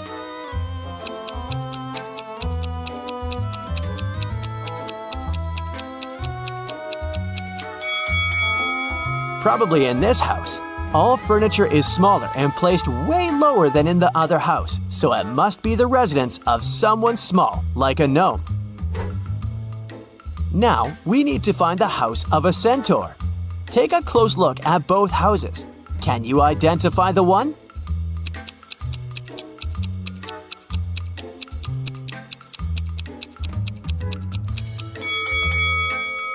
This one right here. See, there are horse prints on the pathways to the house. The last one. A real witch lives in one of these houses. Can you tell where you're most likely to be bewitched?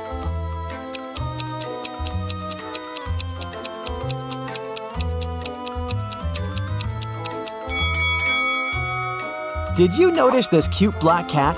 That's a famous witch sidekick, so my bet is on this house. On a cold January night, Delaney was found unconscious in the cloakroom when her best friend Jane came looking for her. She was at a house party with a bunch of college students. The police interrogated several students, asking where they were around the time of the accident. Allison said, "I was upstairs all the time, dancing with my friends." Liam said, "I went to a kiosk to pick up some candy for my girlfriend. There were only drinks and chips." Oliver said, I was talking to a girl. She seems to like me. Who should have been taken to the police station?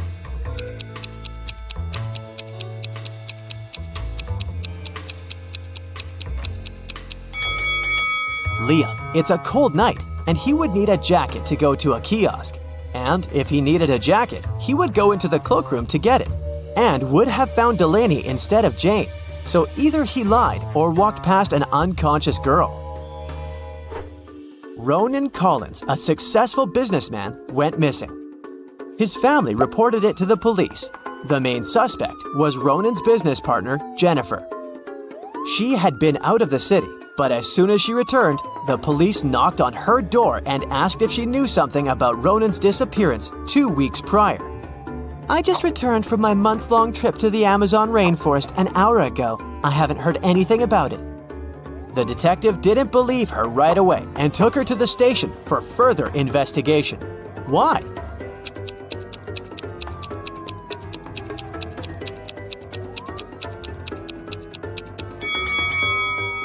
From the photos, we can clearly see that Jennifer dyes her hair.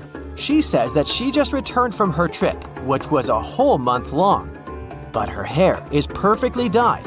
Some roots would grow out. So, she's lying at least about something. Esme was having a walk in a forest and got lost. But she found the house of a witch, walked in, petted her black cat, and asked the witch to take her home. The witch was busy operating on a frog, a rat, and a crow. She was using magical healing gloves, but she only had 2 pairs, so she needed Esme's help to figure it out, and then she'd take her home. How can she operate on all three animals with the 2 pairs of magical gloves, but remain sanitary?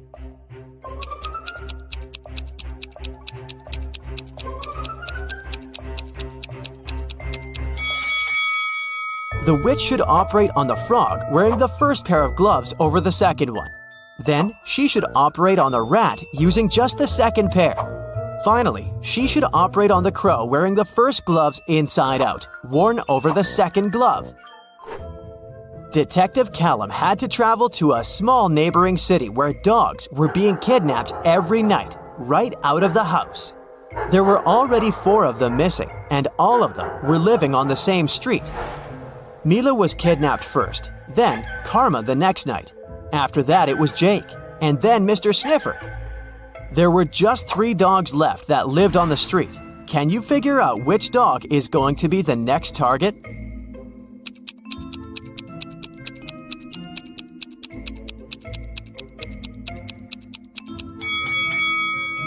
Look carefully at the dogs that were kidnapped, or actually at their collars.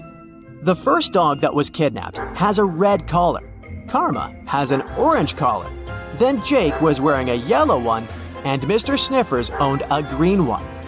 Seems like they're being kidnapped in order of rainbow colors. So, the next target should be this dog, the one wearing the blue collar. Mason called the police, reporting that his metal safe box with his savings was stolen. He walked into his bedroom right in time to spot the robber throwing the safe out of the window and disappearing in the window right after. So, Mason wanted the robber caught, or his insurance to pay him the money he had lost. The detective came to investigate. "Did you touch anything in the room after the incident?" he asked. "No, I came straight to you." "Then there was no robber," the detective concluded. "Why?"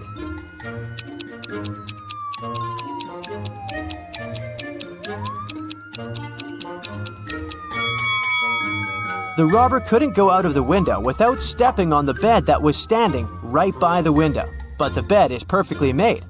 How is it possible if Mason didn't touch it? It's Lily's birthday, and Leah offered to treat her to a spa day. They arrived at the marvelous Pink Lotus Boutique Spa for their day of treatment and were sent to different rooms. One of the women received a text on their phone saying, "Be careful.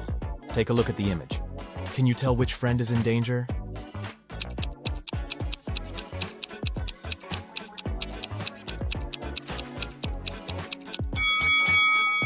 It's Lily. The drink on that waiter's tray is definitely poisoned. She should get out of that place as fast as she can. Hello. Jonah woke up in a different timeline. Normally, he was a straight A student, but in this reality, he was a pretty bad student. His teacher put him in detention to see if his grades would get any better. During detention time, he had to solve some puzzles. For each puzzle he solved, he got points that would help him raise his grade. His first task was to find the difference between both images. He only had a few seconds, though. Can you help?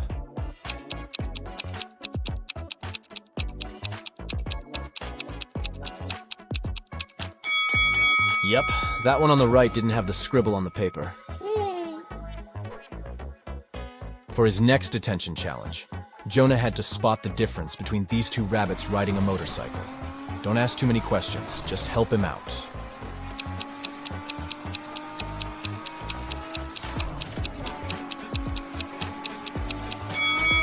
Yep, it was the helmet all along. Dana is a swimming champion preparing for her competition on Monday. 24 hours before the big day, she disappears. Nobody can find her. Her mother calls the police and asks them to investigate the crime, and they come up with 3 suspects. All of them are swimmers. Hannah says she hasn't spoken to Dana since their last practice. Ashley explains that she invited Dana for lunch on Saturday, but Dana refused because she was getting her hair done for the competition. And Melanie says that she spoke to Dana the night before. Dana told her that she was feeling anxious before the race. One of the swimmers is lying. Who is it?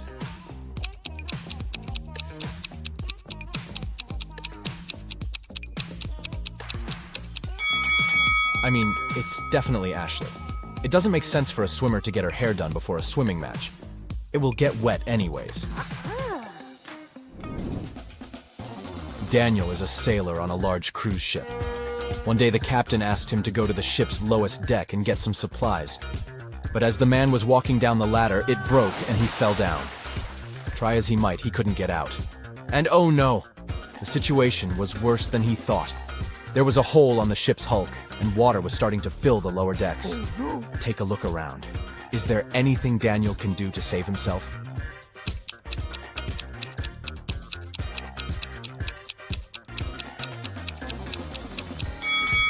Yep, he could put on a life jacket and wait for the water to fill the lower deck. He will simply float upwards, and then he can climb up those stairs again. I mean, if that ship doesn't go all Titanic, right? Yeah. Amelie was exploring her grandmother's closet when she came across something spectacular. A time machine.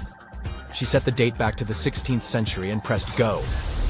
She spent the day exploring a local market, but people kept looking at her differently. One man came up to her and said he knew she was a time traveler.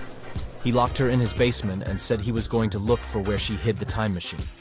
Amelie was so frustrated she got caught and was afraid she might never go back to her real life. That's when she saw that the basement had an old piano. Do you have any clue how Amelie can use that piano to escape?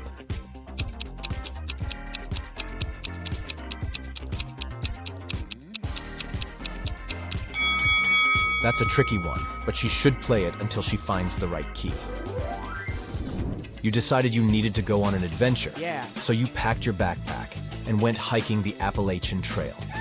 The thing is, since this was your first hike ever, you planned poorly. Your water only lasted for a day, and you needed a refill. There are 4 sources of water before you: a pond, a lake, a juicy cactus, and a stream. Which one should you drink water from?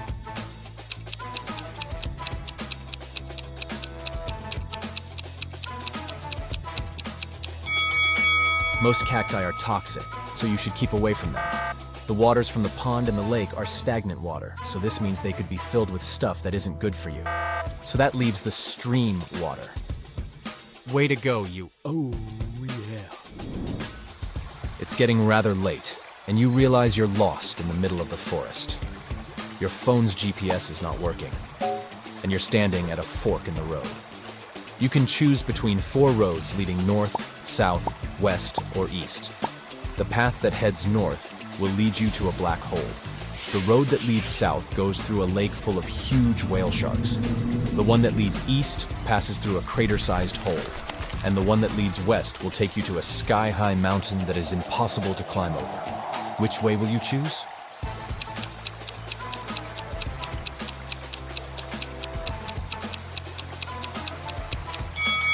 You should head south.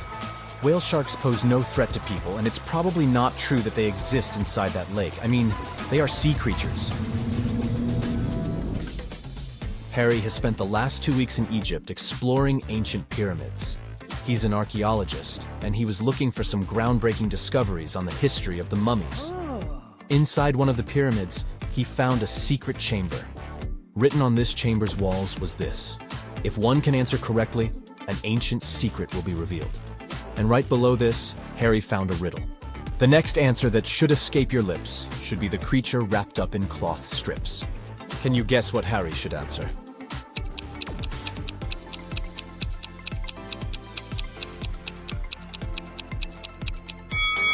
Mummy! He should simply say the word mummy. Tom escaped from prison by digging a long tunnel in the floor of his cell. He had been crawling through the underground tunnel for 3 hours when he saw that the main tunnel was divided into 3 smaller ones. The first tunnel was on fire. The second tunnel was home to a nest of venomous snakes, and the third tunnel was filled with explosives. Which tunnel should Tom take to continue his prison break?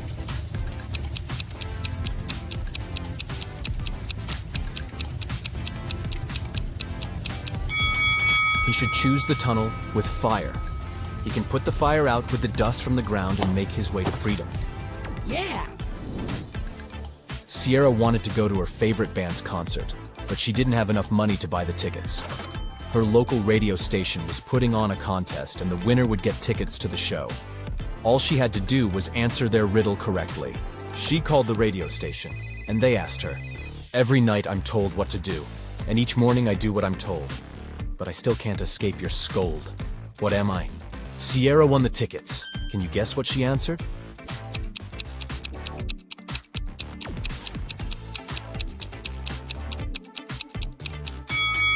The correct answer is an alarm clock. Sounds just about right, doesn't it? Amy woke up on an estranged island. She looked everywhere for something that could help her escape and found nothing. In the following days, she continued to look for something that could give her some direction, and came across 3 torn pieces of paper that could be joined to make one. She put everything together and managed to escape the island by water, using no other resources than the things she found. Can you figure out how she managed to do that?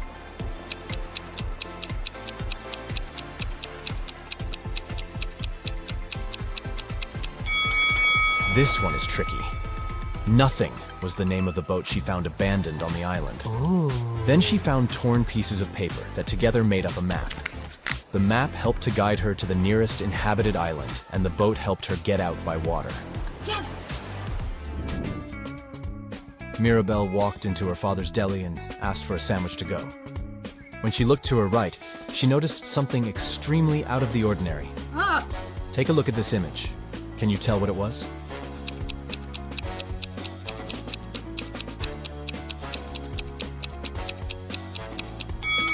A turtle is hiding under the counter.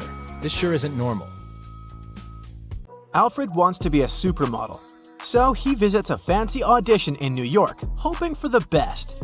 There's a line of his rivals standing in the lobby. One of them is not from this planet. Can you guess who?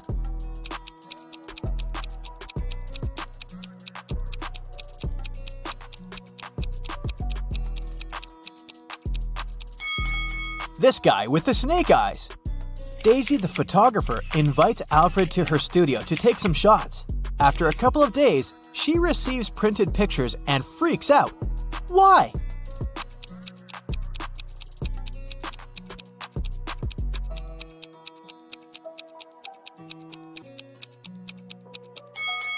Take a look at Alfred's body in this picture.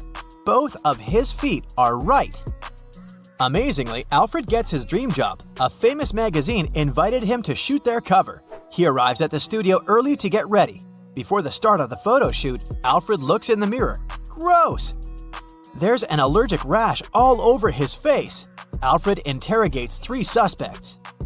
The assistant says, I was told you're allergic to peanuts and berries, so we've prepared only safe snacks. The makeup artist says, I didn't touch your food. I put on your makeup and left for a coffee break. And the cleaning lady says, I know how sensitive models are. That's why I only use organic, hypoallergenic cleaning products. Can you guess who's guilty of Alfred's allergy?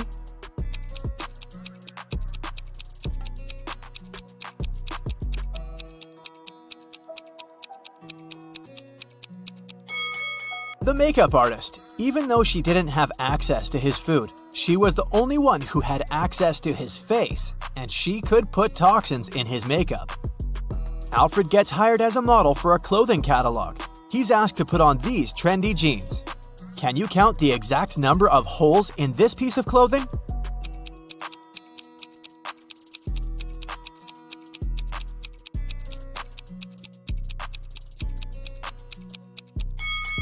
These 2 holes go through the pant legs, so in fact, these are 4 holes, not 2.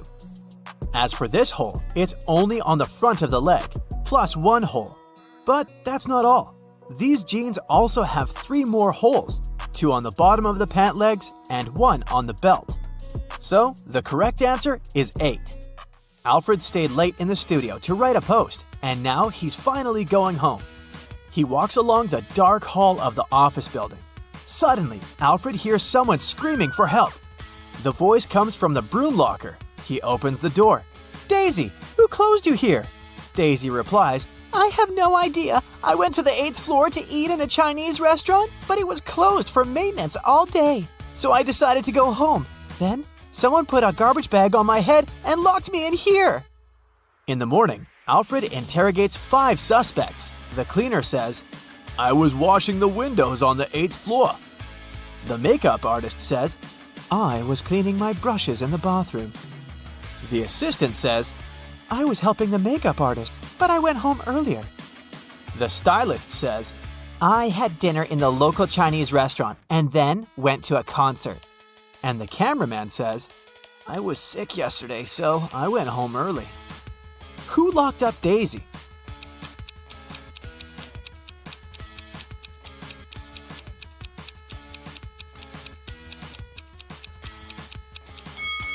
The stylist. The Chinese restaurant was closed yesterday. The 6 friends get trapped inside the cave. Unfortunately, they had left all the food in the camp. That's why they're starving while waiting for the rescue group to arrive. Suddenly, Alfred finds 5 cookies in his pocket.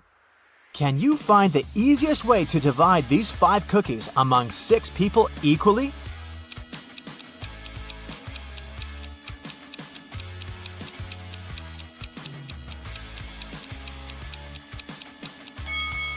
They should split the first 3 cookies in half and divide the remaining 2 cookies into 3 parts. This way, each person will get 1/2 and 1/3 of a cookie. Alfred returns from his vacation and checks his email. He sees 3 new job offers. Francis invites Alfred to participate in New York Fashion Week. Julia offers good money for a shampoo commercial. And Crystal offers him to be the face of a famous clothing brand. One of these employers is a scammer. Can you guess who?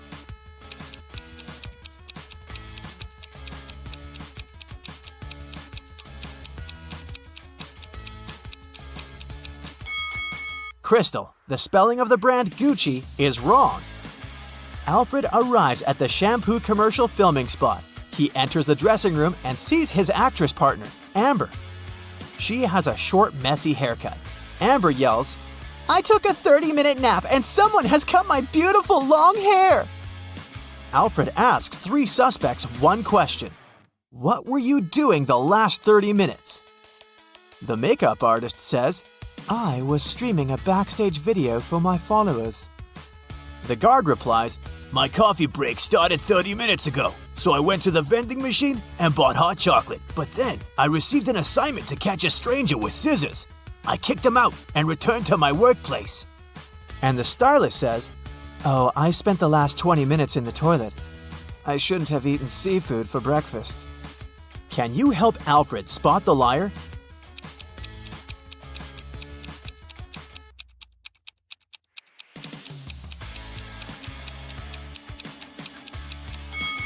It's the guard. He bought the hot chocolate 30 minutes ago, but why is it still hot? Alfred arrives at the Fashion Week. He's staying in a hotel with a roommate, Billy. Alfred takes a brief look at Billy's suitcase and spots 3 weird details right away. Can you see them too?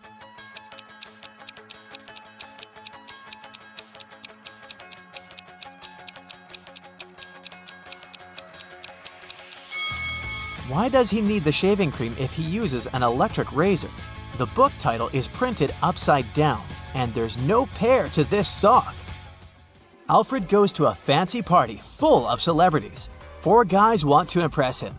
They learn that Alfred was born in Australia, so they come up to him, tell their stories, and show some pictures. Jake says, I'm so excited to go on a road trip around Australia this summer. Peter says, I'm a travel blogger. Last summer in Arizona, I got some great kangaroo shots. Will says, I'm a super broke guy. I've only been to New Jersey so far. And Oliver says, I donate money for charity projects in Australia. Once, I saved a little koala. Who's lying?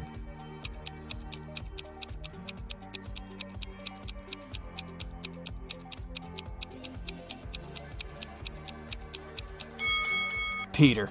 Kangaroos only live in Australia. Alfred leaves the party.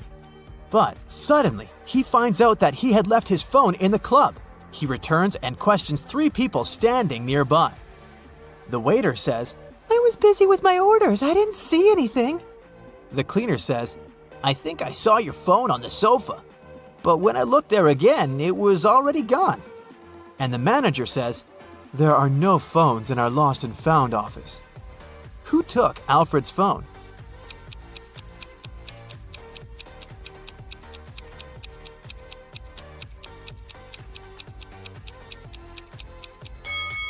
the waiter. She has Alfred's phone case hidden in her boot. The next morning, Alfred enters the gym. He takes a look around and freaks out. Why?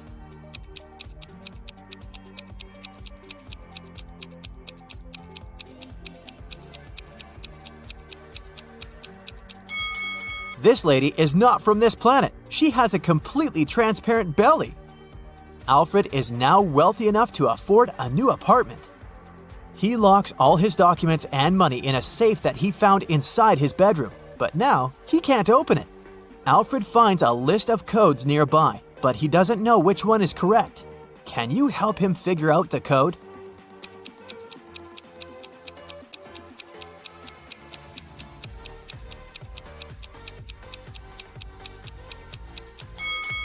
These buttons are used a lot, but only the third combination includes all these numbers. Alfred goes to his granny and spends holidays in the country. There, he meets his school friend, Dan. They haven't been talking for years. Dan begins to boast. "I've become a famous blogger. My videos on YouTube get millions of views." Dan shows Alfred a video from his channel, but Alfred looks at the video and immediately realizes that Dan is lying. How?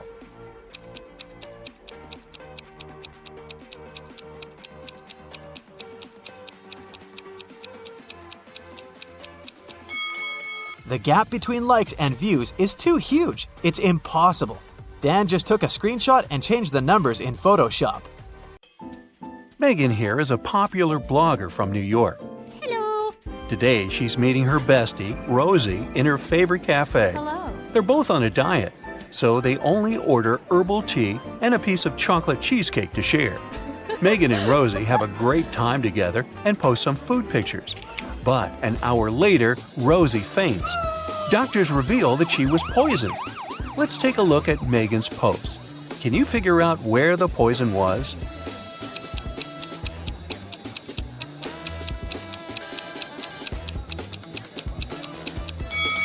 Rosie put sugar in her tea, and Megan didn't, so the poison was in the sugar packet. After taking care of Rosie, Megan's finally headed home. The door in her apartment building has a combination lock, and someone has recently changed the 4-digit password.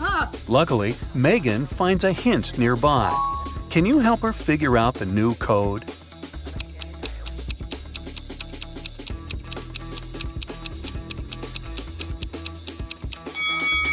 Multiply the first and last number.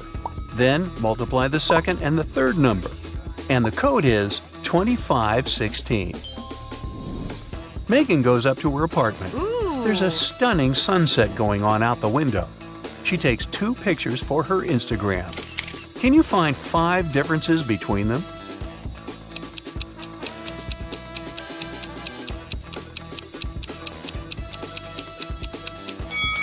Ready to see the differences? Here they are.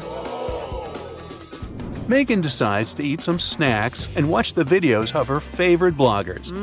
One of these 2 ladies is a millionaire, while the other one is broke. Oh. Can you guess who is who?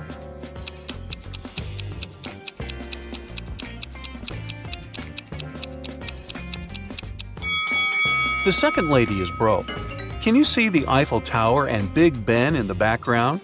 She can't be in Paris and in London at the same time, can she? So her photo is fake, as well as her fancy lifestyle. Megan gets some cheesy comments from one of her subscribers, Evil Eye. But she doesn't take it seriously. She spends a great night with her friends.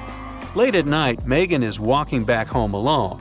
Suddenly, Evil Eye appears right in front of her. He grabs Megan and puts her into the trunk of his car. Megan faints. After a while, she wakes up in a basement and sees her fan drawing some sort of a flower on the floor. He says, "2 letters are missing here. Guess which ones and I'll set you free. If you don't, you'll stay here forever." Can you help Megan out?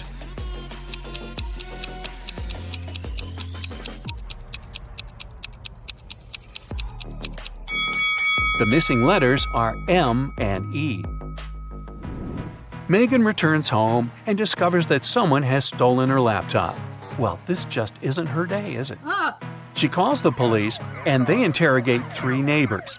Holly says, "I was cleaning my apartment with loud music playing, so I didn't hear anything suspicious." Paul said, "I was walking my dog for the last 2 hours. We just returned home. Everything looked as usual." And Alex said, "I spent the whole day at home. I only went out once, about an hour ago, to take out my trash. I noticed a strange guy in a hoodie at your door, but he left very quickly." Who's lying?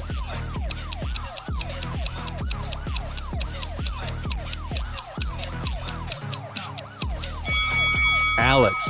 He said he had taken out the trash, but take a look at his trash can. It's still full. The next day, Megan gets good news from the police.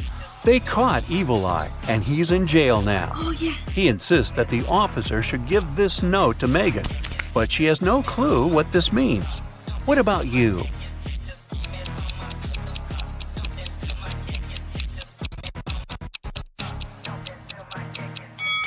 Ready to see the solution?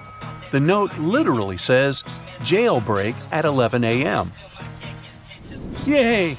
Megan's favorite blogger has just posted a "What I Ate in a Day" video. Oh, yes. See if you can spot anything odd here.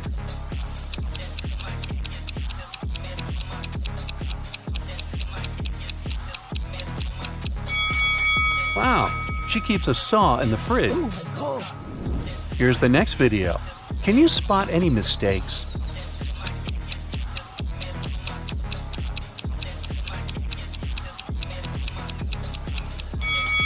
Yep, this rainbow is fake. Today is Megan's 30th birthday. She's been preparing for a party for weeks. She bought a beautiful dress, cooked plenty of food, and decorated the apartment. A lot of friends are invited, including Megan's boyfriend, Jeff. Before the event, he calls Megan, saying, "I'm in the office right now, but I promise to be at your place at 8 o'clock. Jeff comes home at 8:05. He brings flowers, a birthday cake, and a diamond necklace. But Megan is really mad. She throws the flowers into his face and bursts into tears. Why?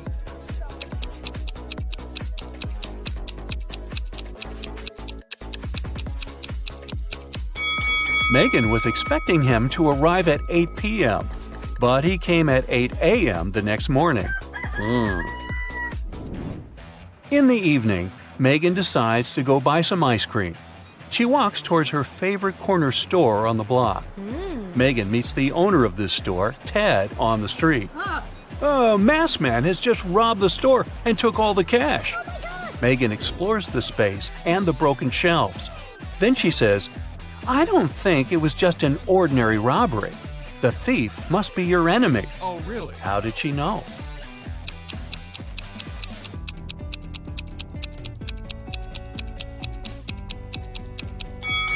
Take a closer look at the floor. The salt packages have been torn. Also, the thief opened the bottles so that the oil would leak out on the floor. Why would an ordinary thief waste time opening the bottles? Therefore, they had an intention to cause as much damage as possible. Megan takes Ted out for coffee to cheer him up. The waiter brings them 2 identical servings. Well, almost identical. Can you spot 3 differences between them?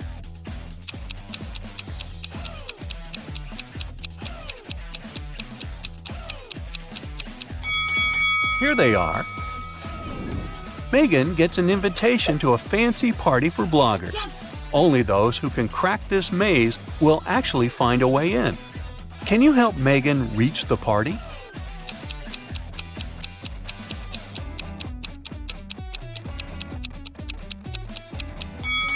She should choose the 3rd route. Megan reaches the final destination. There are 3 doors, all covered with graffiti. Can you help her guess where the party is taking place?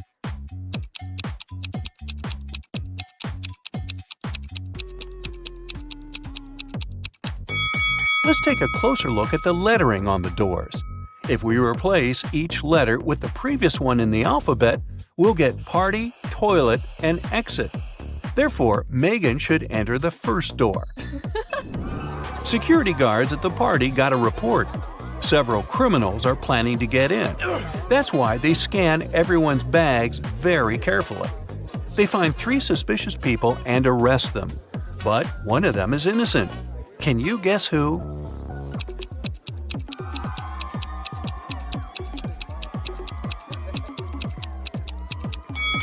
The second lady carries too many phones in her bag. A couple of smartphones and one old-fashioned button phone. As for the third guy, why would a bald man need shampoo at a party? It seems only the first lady isn't a criminal. Megan enters the party and goes to the bathroom to refresh her makeup. There, she meets 3 pretty ladies. 2 of them are vampires. Can you tell who's not?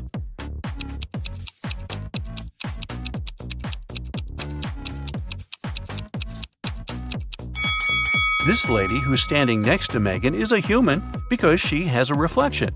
Therefore, the 2 others are vampires. Megan wants to rent a cozy cabin to spend a weekend in the woods. She's looking through a special app and finds 4 available options, but only one of them is safe enough. Can you help Megan make the right decision?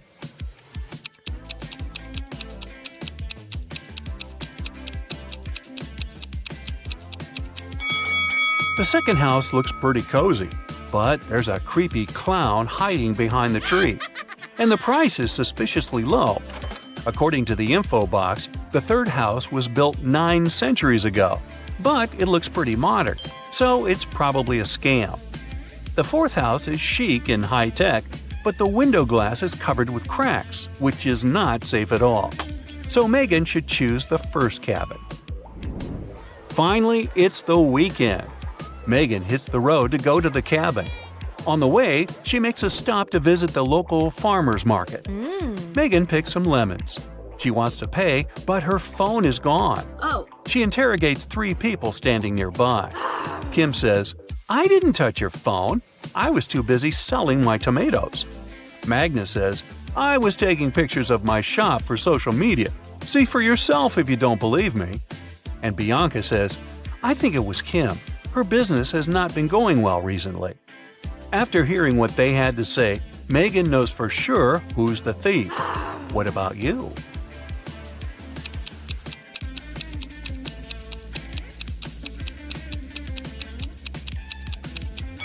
Check out Magnus's basket with vegetables. He hid Megan's phone among the carrots. Megan orders a beverage at the local coffee shop and looks around. One of the customers is not human. Can you figure out who?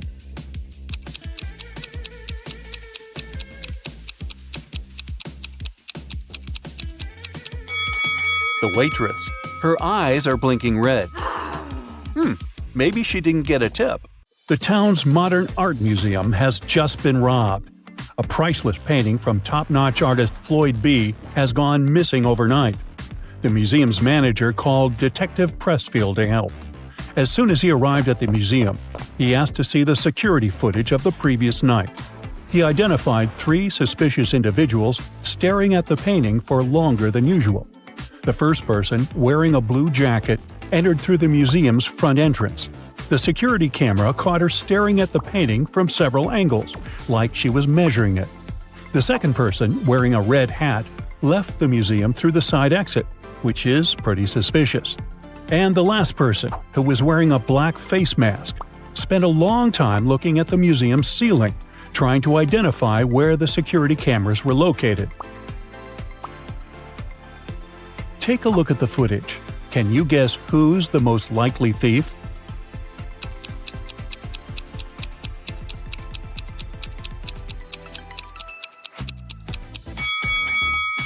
It's the last person. I mean, he was wearing a mask and spent hours trying to identify the security cameras. After that, there was no footage anymore. So that probably means he was successful at leaving the museum with the priceless painting. Samantha and Joanna were stuck at Blue Ridge's airport security line. A security guard found both of them suspicious and asked them to wait while he analyzed the X-ray footage. Take a look at both women. Who do you think is really hiding something?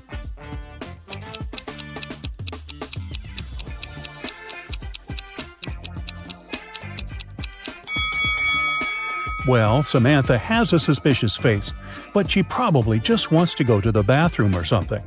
Now, Joanna is definitely hiding something under her skirt. If she had really been pregnant, she would have used the preferential line. And look how much she's sweating. She's probably nervous she'll get caught. Detective Sharon's office was called to investigate a series of mysterious break-ins happening in a fancy neighborhood. At each crime scene, the robber would leave the word "closer" sprayed in graffiti on a nearby wall. The first place to be robbed was Mrs. Moore's cafe. Then the criminal's next target was the town's library. After a week, the thief had left his mark in a fancy office building, a supermarket, and a restaurant. It took Detective Sharon a while, but she soon understood there was a pattern to the break-ins, and she was even able to predict what the next break-in would be. Can you figure out what it was?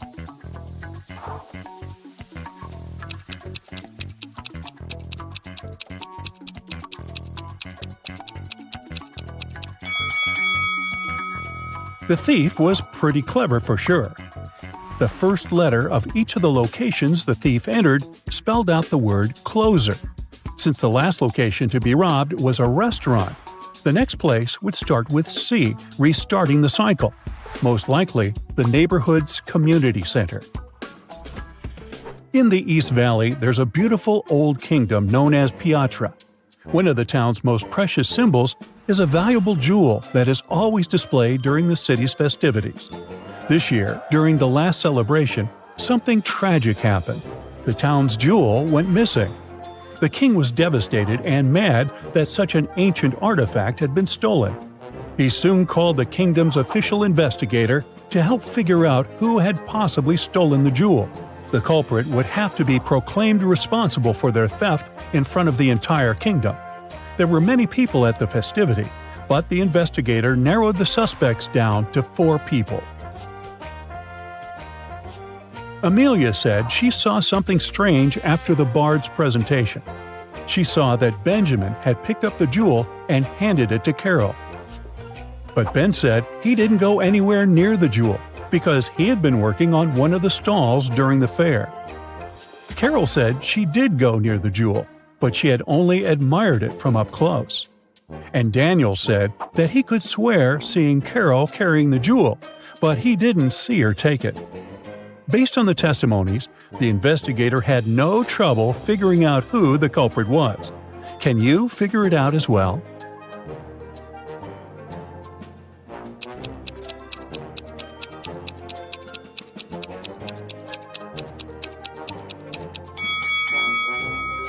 It was Carol. Almost everyone thought she was involved in the crime. And plus, if you zoom in on her bag, you'll see something pointing. Sure looks like a jewel, doesn't it? The town's only DVD rental shop suffered a robbery last night. The store's owner called the police station to report the crime. The detective almost couldn't believe what he was hearing. After all, why would someone steal a DVD when there are so many streaming channels nowadays? The detective asked to see the footage from the security camera and identified 3 main suspects. Sarah was a middle-aged woman. She said she still owned a DVD player and preferred to watch movies the old way, so she regularly rented from the store. Alex was a recently retired movie director, and one of his favorite pastimes was going to the store.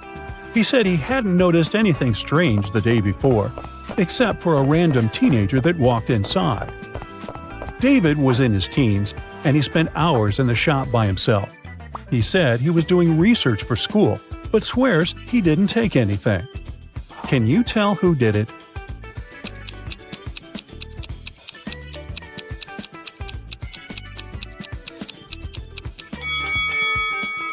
It was David. The security footage caught him in the R-rated section of the store. He must have stolen the DVD, thinking the store owner wouldn't sell it to him. There's an old museum that only displays ancient Egyptian artifacts. One day, Susan, an anthropology student, went to the museum in order to study some of the art on display. She went into a room full of things, such as necklaces, bracelets, and earrings. She photographed every detail she thought was important for her research, when something caught her eye. Take a look at the image. Can you figure out what it was?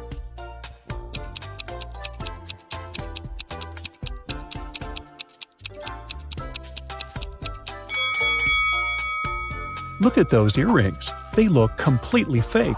Plus, they have a tiny price tag attached to them. The original earrings were definitely missing. Susan reported the crime to the museum's manager. The manager immediately informed the museum security and opened an investigation. Susan was on the initial suspect list, but after checking the museum's security footage, she was let go. Museum security identified 3 main suspects: one of the museum's guards, one of the students from the museum's archaeology school, and a visitor. The visitor said he had only popped in for a quick visit. He said he had seen the earrings, but they looked pretty original to him. The security guard said he hadn't seen anything strange going the last few days. Everything was as it should be. And the students said they had studied the earring in a class, but they never got the chance to see it before it was stolen. Soon enough, museum security found the culprit. Can you tell who it was?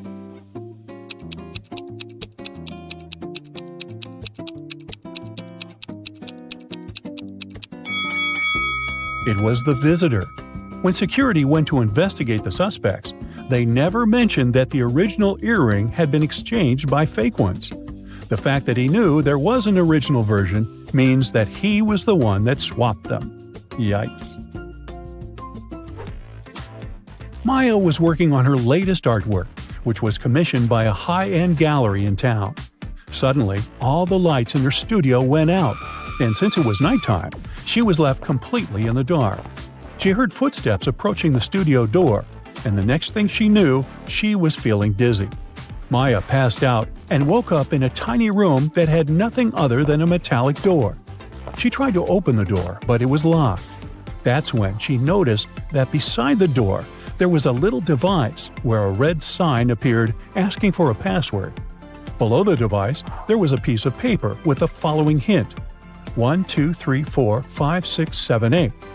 It took a while for her to understand what this meant. She read the note aloud several times before she finally figured out what the password was. Can you guess what password she typed into the device?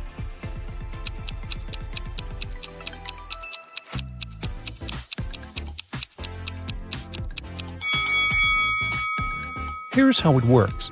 Maya had to type 1 time the number 2, 3 times the number 4, 5 times the number 6, and 7 times the number 8. Reading it aloud was the key to solve this problem. Whew. Becky attended her high school reunion last weekend. Hello! All of her friends seemed to be doing really well in life. Connor showed up wearing clothes from expensive brands. Hello! Matilda had not just 1 but 2 of the latest smartphones. Oh! Tom showed up in a fancy sports car, and Beth was wearing a luxurious watch on her wrist. Take a good look at Becky's friends. Can you tell who is really rich?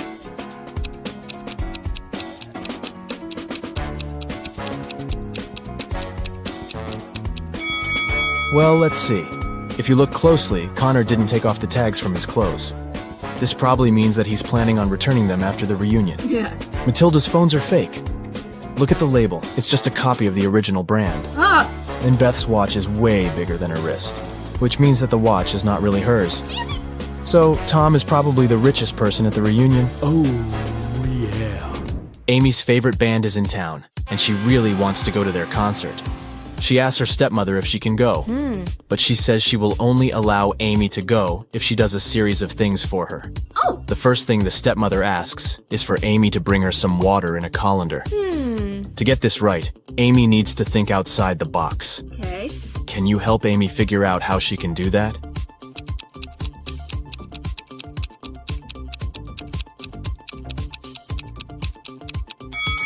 Amy needs to freeze some water and put the cubes in the colander. Yeah. Technically, frozen water is still water, right? Next, her stepmother asks Amy to pick out the perfect evening dress for her. Amy walks into her stepmother's closet, and there are 3 dresses: a red, a green, and a blue. Take a look at the picture. Which dress should Amy choose?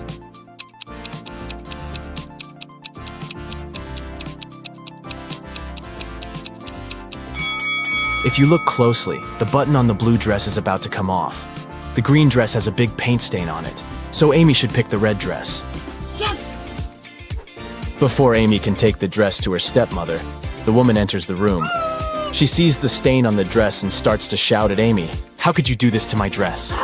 But Amy says she didn't do anything wrong, and that the paint was already there when she walked into the closet. Yes! The stepmother asks Amy to find the culprit. Oh, If she could figure out who had stained her dress, then Amy could go to the concert. okay. The three main suspects are Amy's stepsisters, Ella, Bella, and Gabriella. What? They don't like Amy, so it's likely that one of them splashed paint on their mother's dress in order to frame her.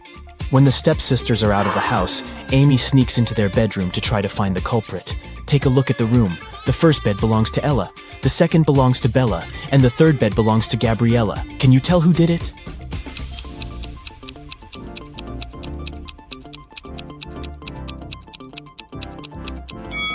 It was Gabriella. Her bed is the third one on the left. And if you look closely, it has a bucket of paint under it.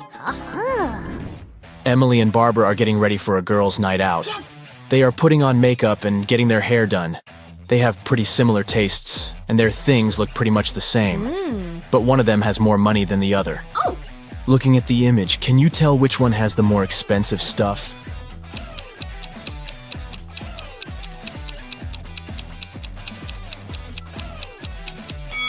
Take a look at Barbara. Her dress kind of gives it away since it's obviously a knockoff. So Emily is the one with the more expensive stuff.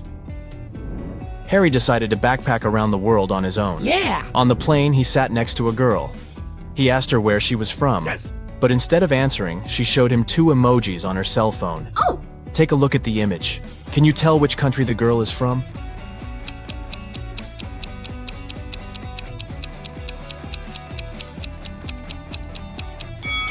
Let's see.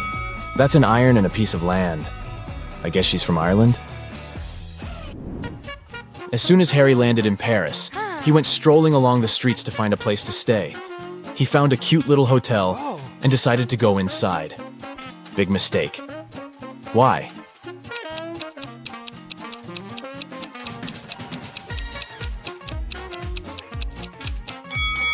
Take a look at the window on the last floor. It looks like there's a ghost. Yikes. I'd look for another place to stay if I were him. After he found a better hotel to stay in, he decided to get lunch. He ordered the classic French onion soup. yeah! But when his dish came, it was filled with cockroaches. He called the restaurant's manager to tell them about the incident. The manager said, "This is unacceptable. I will find the person who did this and fire them immediately." There were 3 suspects. The cook said that he had prepared the soup as usual. It was okay when he passed it to the waiter. The waiter said that he hadn't touched the soup. He just served it to Harry and hurried to take the order from another table. The manager also questioned the cleaner, who said that he had spent the last hours cleaning the bathroom and had no idea what the fuss was about. Can you tell who is guilty?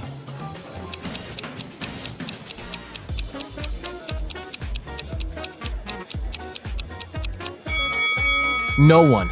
Look at the ventilation system. It's full of roaches. They must have crawled out of it and fallen into Harry's soup. Yikes. There are 3 passengers in the business class of an international flight that is headed towards Rome. Take a look at these 3 people. The first lady looks pretty well dressed. She's wearing a luxurious designer handbag and is texting on her expensive phone. Hello. The guy in the middle is working with stock charts on his laptop, and the third guy is enjoying a cup of coffee while reading an article in the Financial Times. Can you tell which one is the real billionaire?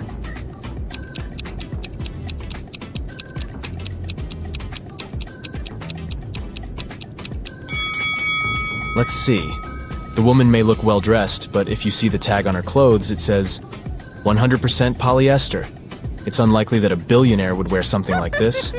The guy working with stock charts is wearing old, ripped shoes. I doubt that's a fashion choice, so he's probably not a billionaire. Oh. That leaves us the last guy. If you look closely, the article he is reading is about him.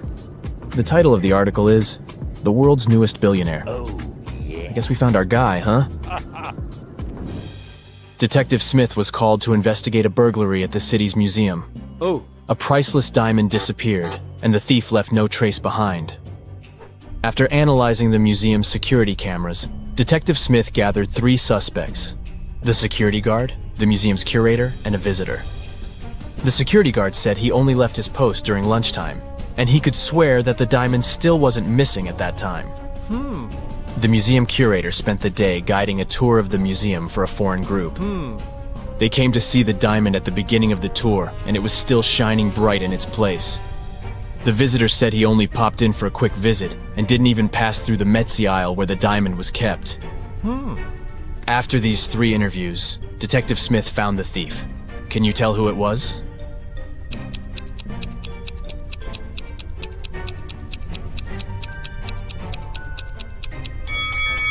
It was the visitor. First of all, he knew the exact location of the diamond inside the museum. Plus, take a look at that string he's fiddling with in his left hand. Detective Smith pulled it from under his sleeve and voila, the diamond was attached to it. I guess he didn't have time to go home and get rid of the diamond, huh? Julie and her friends decided to spend the weekend at a cabin in the woods. They arrived on Friday evening and spent the night playing board games and telling spooky stories. When they woke up on Saturday morning, they found that someone had stolen all their food supply. The door's glass was shattered, but other than that, there were no signs of who could have done it. So the group decided to search the surrounding woods to see if they could find the culprit. Take a good look at the scene the group stumbled upon and see if you can find out who took their food.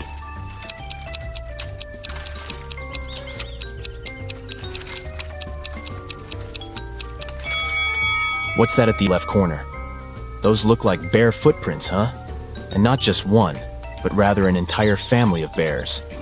Oh, and they even left an Oreo wrapper on the ground as evidence.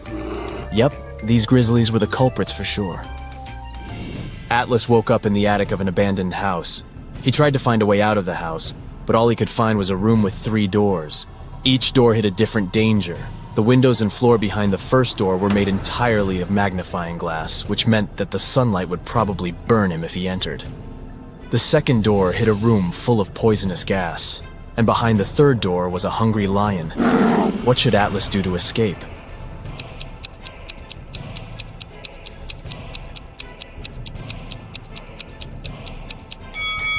He should wait until it's nighttime and use the first door. Sydney told her mom that her gymnastics team would go to a sports camp for the weekend. She asked her mom to help her pack a bag for the trip. Her mother packed everything she thought her daughter would need.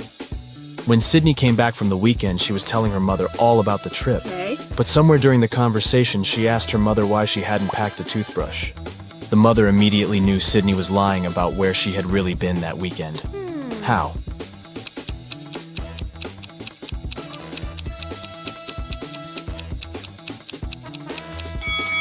Because Sydney's mother did pack a toothbrush, but she put it under Sydney's gymnastics clothes.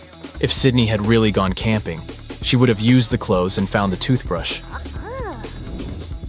Kimberly discovered 3 bags in an old attic along with a note. The note said that there were $1 million inside one of the bags. It also said that the 2 other bags were empty. She only had one chance to figure out which bag had the cash, and she could trust that one of the messages written on the bags was true. On the first bag, it said, "The cash is not here." On the second bag, it was written, "The cash is not here." The last bag read, "The cash is in the second bag." If you were Kimberly, which bag would you choose?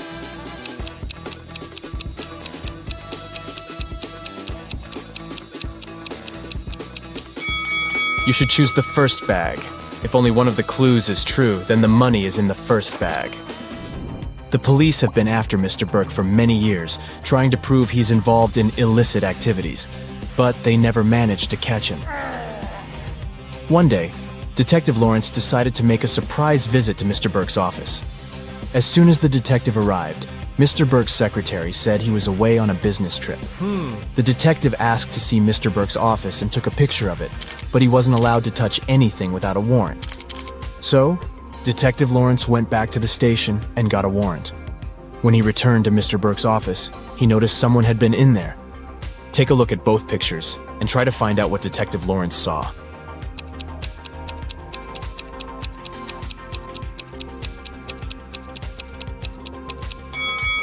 The desk lamp is tilted and the books are in different places. Someone definitely was in that room. Detective Lawrence decided to search Mr. Burke's entire office. In one room, he found there were footprints up until the middle of the room. and then they disappeared. The only window of the room was open. "Oh no!" Detective Lawrence shouted. "I can't believe he escaped again." He took a picture of the room and took it to the police station. At the station, he showed the picture to the other detectives, and one of them said he had cracked the case. Take a look at the picture. How did the detective solve the case?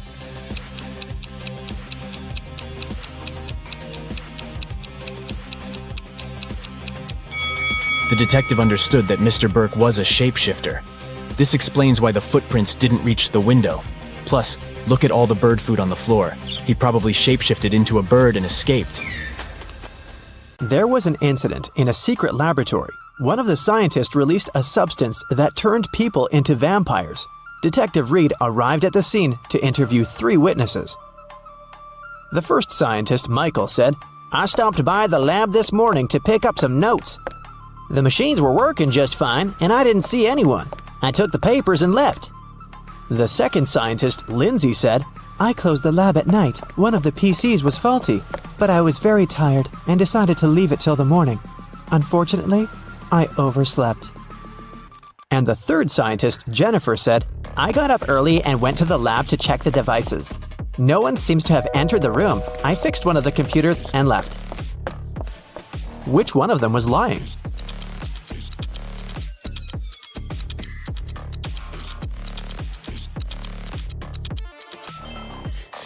Michael is lying. One of the computers was actually faulty, and Jennifer spent the whole morning fixing it. If Michael had walked into the lab, he would have known about it, or Jennifer would have noticed him. So he must have entered the lab after the others had already left. But why would someone release such a dangerous substance? Michael didn't want to confess, so Detective Reed decided to investigate the crime scene to find out who was behind this.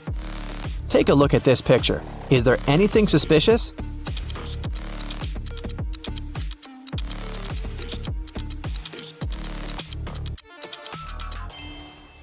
It looks like Michael dropped an ID card. And look, it doesn't belong to him. The name on the card is George Wilson. Let's ask him about the incident. Detective Reed went to Mr. Wilson's office to ask him about the incident. "Oh yeah, I gave my pass to Michael," Mr. Wilson said. "But that's only because I had left something in the lab. My glasses. I didn't have time, so I asked Michael to pick them up." Well, that's not a very clever excuse, but how can you prove the man is lying?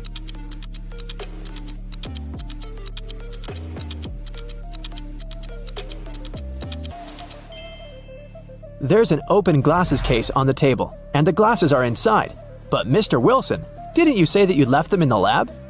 "Oh, did I say my glasses?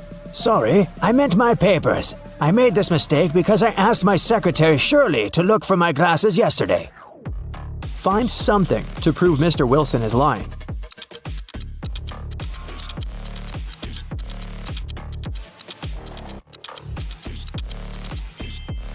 There's a calendar on Shirley's desk. Yesterday was her day off. It's marked red. Mr. Wilson is lying. Mr. Wilson was arrested, but people have already begun to turn into vampires. Can you guess who's actually a vampire?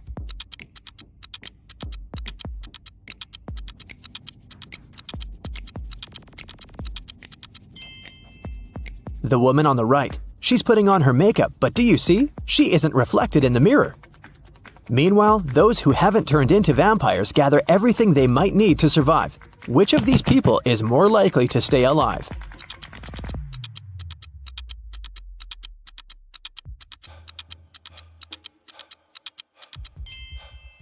All these supplies won't protect the guy on the right from vampires.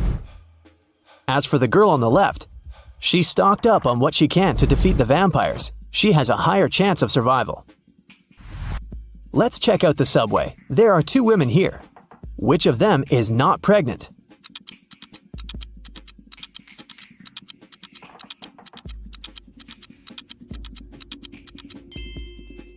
The girl on the left is not pregnant. Look, her belly is of a very strange shape. That's because she has hidden her survival supplies under her clothes. Vampires decided to throw a party.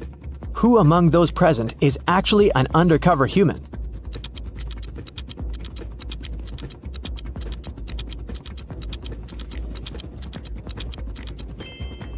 The guy on the left is a human. He's wearing makeup and false teeth. Nikki is also trying to survive. She packs her things and decided to move to a neighboring town, but suddenly a vampire charged at her car. He damages the vehicle and takes away some supplies. Fortunately, he doesn't manage to bite Nikki. She escapes. Nikki has to stay home. The next day, a young man knocks on her door and asks for help. Is it okay to let him in?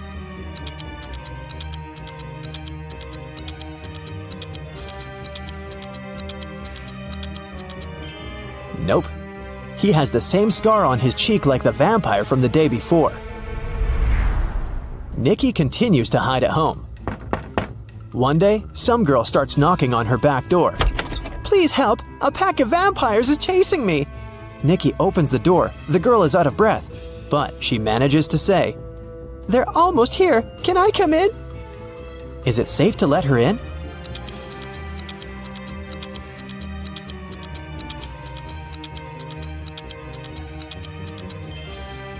No! This girl is a vampire. Anyone in this situation would immediately run inside the house, but vampires can't come in without an invitation. Nikki was checking her house and suddenly noticed that there was someone in the attic. She approached the shadows. It was a father and daughter. Please don't kick us out. Sorry, we snuck in without permission. We've been trying to hide from the vampires. The father said, Is it safe to let them stay?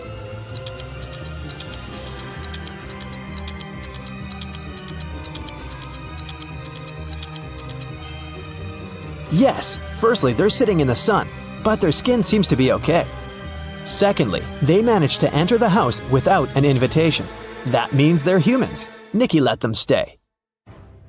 Let's take a little break. Time for some quick riddles. Think fast. A vampire lived in a one-story black cottage. He had a black cat, a black fish, a black computer, a black armchair, a black desk, and a black phone. Everything was black. What color was the staircase?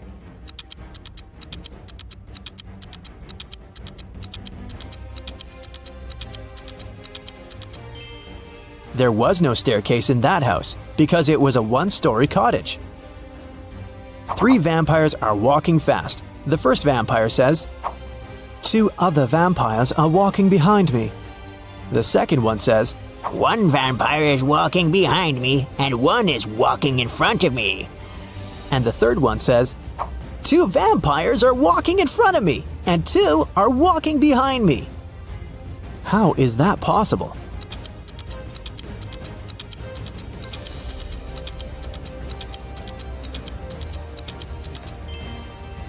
These vampires are walking in circles. Humans, vampires, and werewolves gathered in one mansion. There are as many werewolves as there are vampires. There are as many vampires as there are humans. How many creatures are there if 3 of them are werewolves?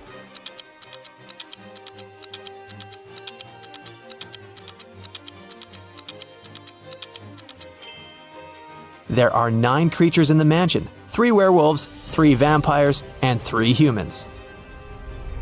Now let's go back to Nikki and her adventures. Nikki, Peter, and his daughter Becky decided to go to another town together. It takes 2 days to get there. They drove all day until night fell. Now they have 3 options. First, they can continue driving until the morning, despite the fact that they may meet a lot of vampires along the way. Second, they can spend the night in the nearest cave with bats. And third, they can sleep in the car. Which option would be the safest for them?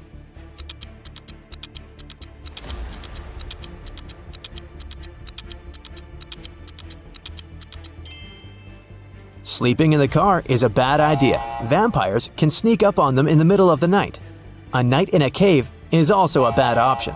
Vampires can hide among these bats. The safest option is to keep driving. Although they'll probably meet vampires, they have a chance to survive if they drive faster. They drove really fast and managed to reach the city by the morning. But when they got out of the car, they discovered they were surrounded by vampires. To escape, they need to choose one of 3 roads. On the first road, there's a pack of vampires. They're coming straight at the guys. There are wild hogs on the second road. The third road leads through a dark alley with hundreds of bats. Which of these 3 ways is the safest?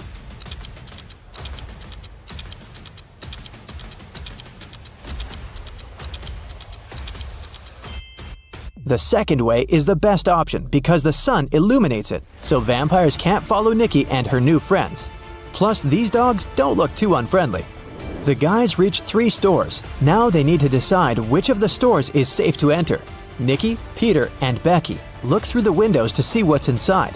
The first store is empty, but it seems to be full of traps.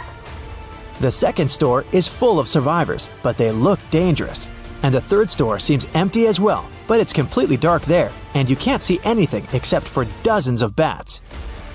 Where should Nikki lead her friends?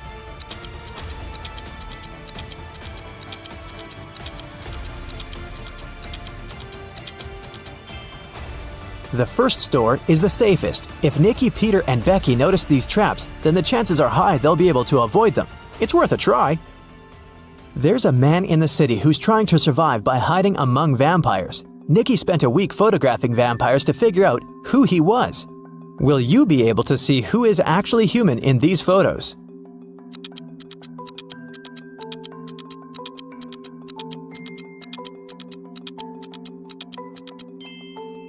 You can see this man has all 4 photos. In one of the photos, he's eating garlic bread, and in this one, his leg is exposed to the sun. He's only pretending to be a vampire. Nikki and the others decided to invite this man to join their group.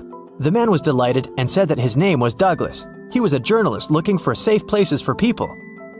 He suggested creating a password that only humans could figure out. They came up with this one: HAWUH. Can you guess why?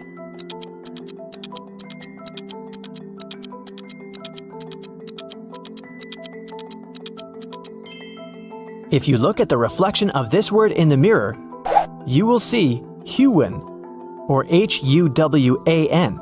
Flip the letter W and you get the word human. But only those who get reflected in the mirror will be able to solve this puzzle. Nikki and her friends settle down in this town. Can you guess which of these houses belongs to Nikki, in which Peter and Becky live, and in which Douglas has chosen?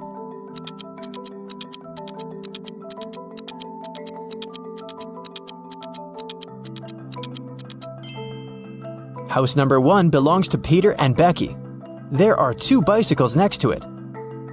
House number 2 belongs to the journalist. Do you see his equipment? And the remaining house, house number 3, belongs to Nikki. Just look at this! A car has crashed into a restaurant window, smashing it. Detective Harris has come to investigate the case. There are 2 suspects, Julie and Douglas. But each of them claims that the other person did it. Can you help the detective figure out who is lying?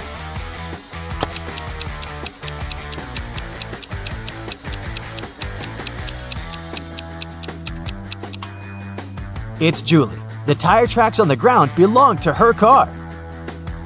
Adam was driving home late at night when he noticed he was about to run out of gas. He stopped at a gas station to fill his tank and buy some snacks. Inside, there was a cashier and another customer dressed in black. When Adam came up to the employee to pay, she told him $5.05. Adam paid, went outside, and called the police to report an emergency. Why did he do it?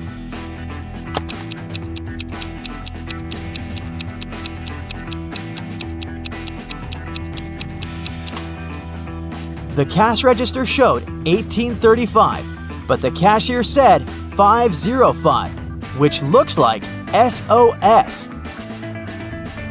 Detective Harris was walking along the street when he heard some noise. He decided to check out what had happened.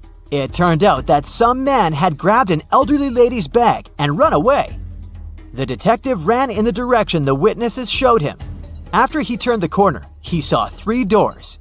He knocked on the first one. The apartment owner, Patrick, opened the door. The man told the detective he'd just returned from a long run. Another man, Jerry, opened the second door. He said he'd been playing basketball behind his house. The third apartment belonged to Raymond, a musician. He had just finished composing a new piece of music. After talking to all these people, Detective Harris understood who the criminal was. Have you figured it out?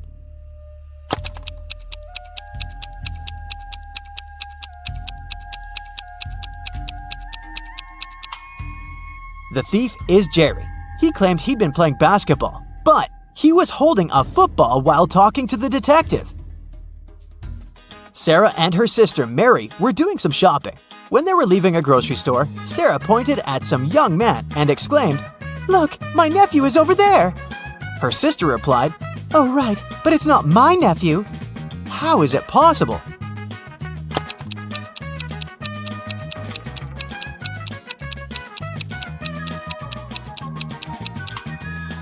The young man is Mary's son. Gemma returned from Asia and brought a precious porcelain figurine. She organized a party and invited all her friends to tell them about her journey. They had a great time, but after her friends left, the woman realized the figurine had disappeared. She called the police and showed them the photo she had taken at the party. One of the officers immediately realized who had stolen the figurine. Did you understand it too?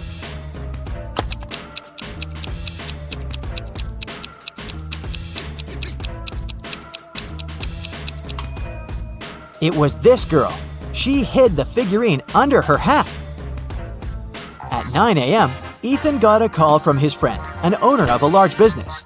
The man said that a very important document had disappeared from his office. It had been on his desk the evening before, but now it was nowhere to be found. Ethan immediately came there to question his friend's employees. Soon, he had 3 suspects. Walter said he'd spent the previous evening at the movies. Joan had dinner with her friends, and Zachary visited an art gallery. It didn't take Ethan long to understand who was lying. Do you know it too?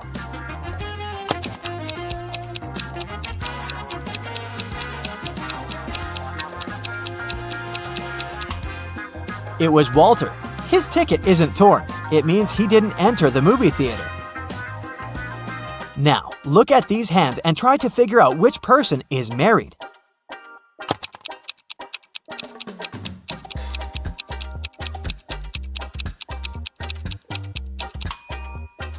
If you look at the first hand attentively, you'll realize it doesn't belong to a grown-up person. On the second hand, there is a mark left by a ring, but there's no ring itself. It must mean that the person is no longer married. On the third hand, there's no ring either, but it's the right hand, and we wear wedding rings on the left hand. So out of these 3, this person is most likely to be married. Okay, the next challenge is for you. Look at these 3 men. They're at the airport. Which of these guys is married?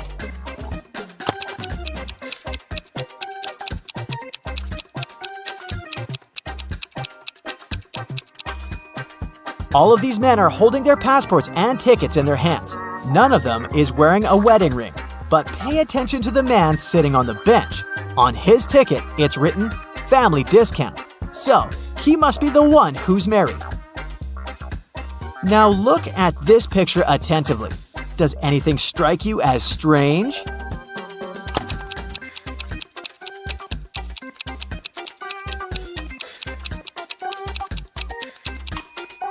It's winter, but butterflies are flying around the snowman.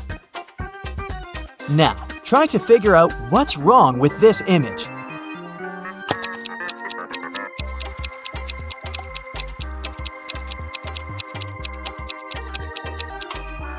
It's the snowman again. Instead of a carrot, his nose is made of broccoli. And the last image for you to analyze.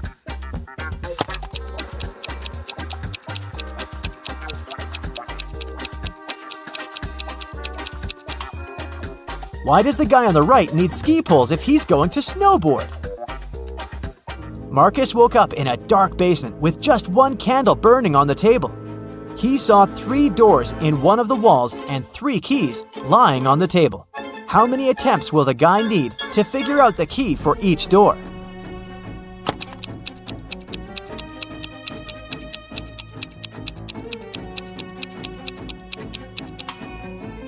He'll need 6 attempts at the most. 3 of them for the first key, 2 attempts for the second key and 2 remaining doors, and just 1 attempt for the last key.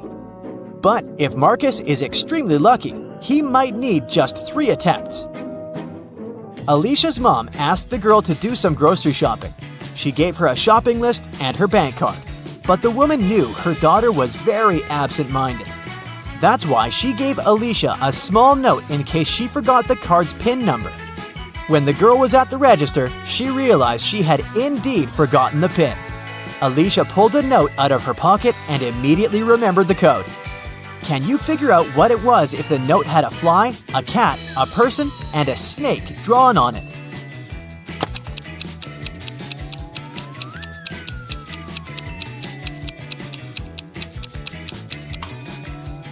The PIN was 6420. Alicia just had to count the number of legs of each creature. A fancy restaurant in Los Angeles was offering a promotional deal. A married couple could eat at the restaurant for half price on their anniversary. To prevent scams, the couple would need proof of their wedding date. On a Thursday evening, a couple entered the restaurant and claimed it was their anniversary, but they didn't have any proof. The restaurant manager was called to speak with the couple. When the manager asked to hear about their wedding day, the wife said, "Oh, it was a wonderful Sunday afternoon. Birds were chirping and flowers were in full bloom." After nearly 10 minutes of ranting, she told the manager that today was their 28th wedding anniversary. How lovely, The manager said. However, you do not qualify for the discount. Today is not your anniversary. You are a liar. How did the manager know it wasn't their anniversary?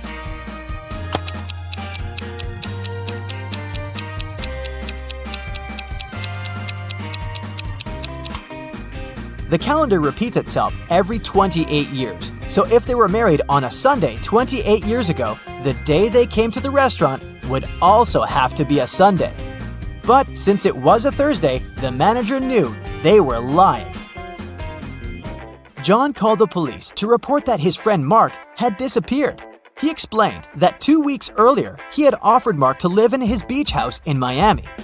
He wanted his friend to enjoy some summer heat, but when John returned from a half-month-long business trip to Chile, he found out that Mark was missing. The police listened to John's story and understood the man was lying. How did they figure it out?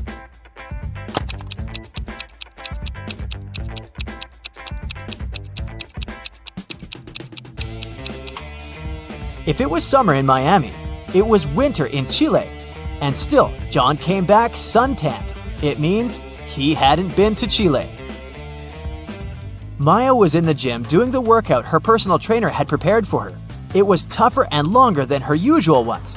Exhausted, Maya returned to the changing room only to find her expensive bag gone. Oh no! She immediately called the police. They had 3 suspects. Maya's trainer said that he had been preparing a new program for his clients. Emma, another gym goer, said she had been running on a treadmill for 2 hours. The cleaner said he had been washing the swimming pool. Who took Maya's bag?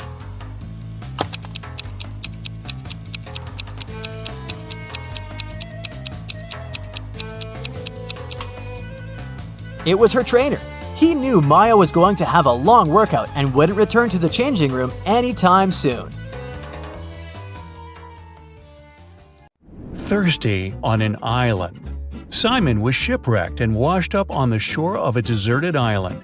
He's thirsty, and the only thing he has is a plastic bag and a straw. After looking around, he sees a juicy cactus, a tall leafy tree, a dirty pond, a pool of mud. How can he use the plastic bag to get water?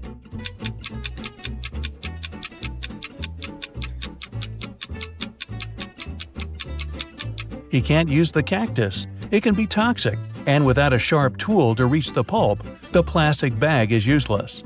The dirty pond and muddy pool are filled with bacteria and parasites, and without tools to start a fire and boil the water, he could get sick.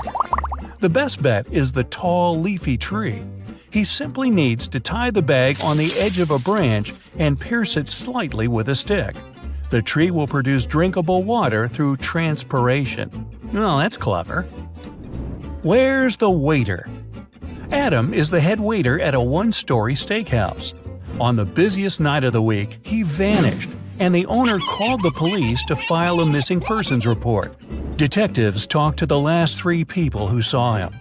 A trainee server said she only saw him when he got to work and parked his bicycle. The chef said he saw the waiter in the kitchen when he came to get a glass of orange juice. The cook said he last saw the waiter going upstairs.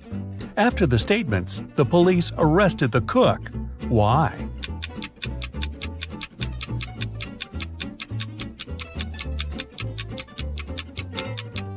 This was a one-story restaurant. He couldn't have gone upstairs. Spilling the tea. Susie went to study for her university exam at a coffee shop. She ordered a white tea and sat down. 10 minutes later, she got up to go to the bathroom. When she returned, her laptop wouldn't turn on and her teacup was empty. Someone had spilled the tea on her computer and cleaned it up. She called the manager, told him what happened, and they came up with 3 suspects. The barista said he had been swamped and didn't see anything. The supervisor said he was sorry that the milky tea spilled on the computer, and he could see if insurance would cover the cost.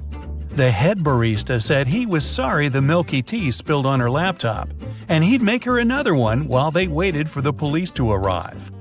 Immediately, the store manager knew who did it.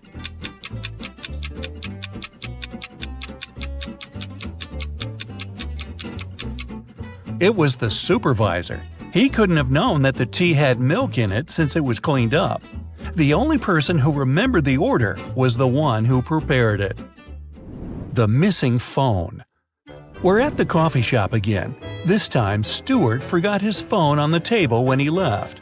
But once he realized and came back, his phone was gone. He saw a guy running outside the store, and Stuart chased him. When he caught him, Stuart said, "I've lost my device. Did you take it by accident?" The man replied, "I have no idea where your phone is, sir. I was just grabbing coffee." Stuart immediately called the police. Why?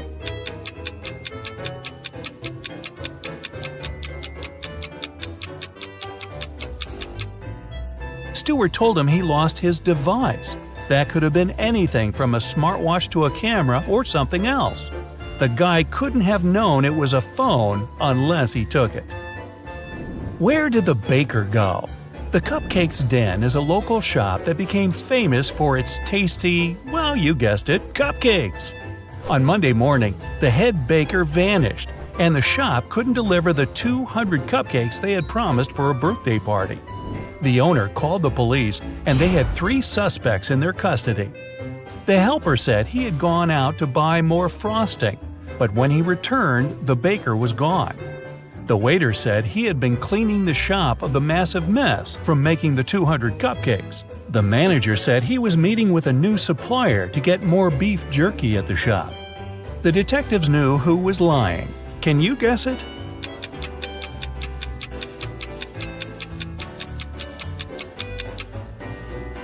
It's the manager. Who needs beef jerky at a cupcake shop? Get the last question right.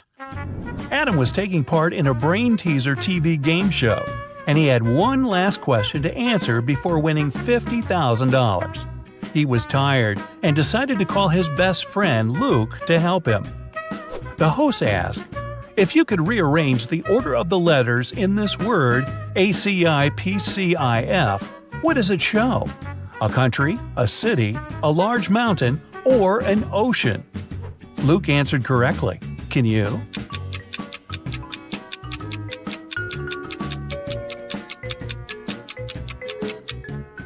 An ocean. If you unscramble the word, it shows Pacific. Where's he hiding? Martin vanished one morning and his family called the police. Detectives searched everywhere and questioned 15 people, but none of them gave any untruthful answers. His son Jake found a letter from his dad saying, "If you love me, you'll find me." He went to his father's office to see if he could find any clues.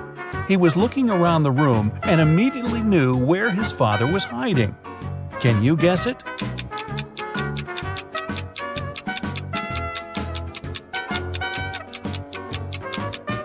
On the wall, there's a picture frame with his dad's cabin, and it's got a hand-drawn circle on it. He must be there. Lost in an underwater cave.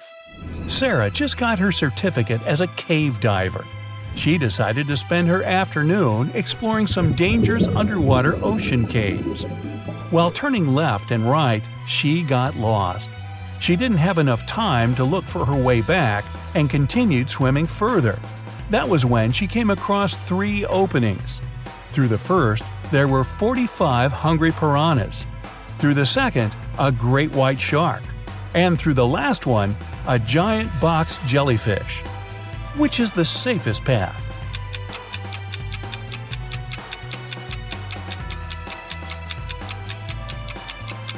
The first one. Piranhas are freshwater fish. They can't survive in salt water. The van.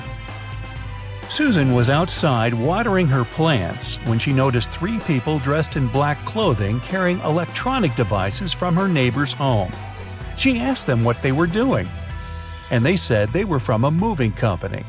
Immediately, Susan called the police. Why?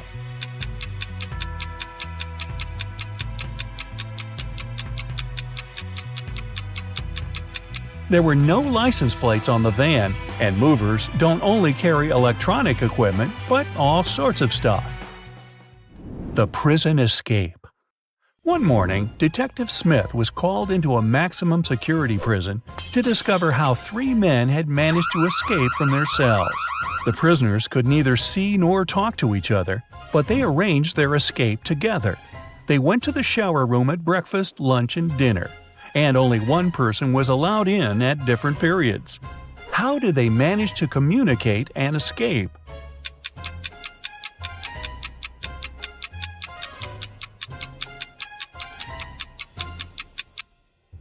They wrote messages to each other on the bathroom mirrors, used steam to read them, and planned their escape together. The villa disappearance. It was a cold, rainy weekend. Michael, Susie, Amara, and Luke were spending Saturday and Sunday together playing board games. On Saturday morning, when they woke up, Amara was missing. They looked everywhere for her but couldn't find her. That was when Luke called the police. Detectives examined the room and asked everybody what they were doing at 4 a.m. Luke said he couldn't sleep, so he went downstairs to the gaming room to play some online games. Michael said he couldn't sleep either, so he went outside to look at the stars. Susie said she followed Michael outside to get some fresh air. That was when the detectives figured out who was lying.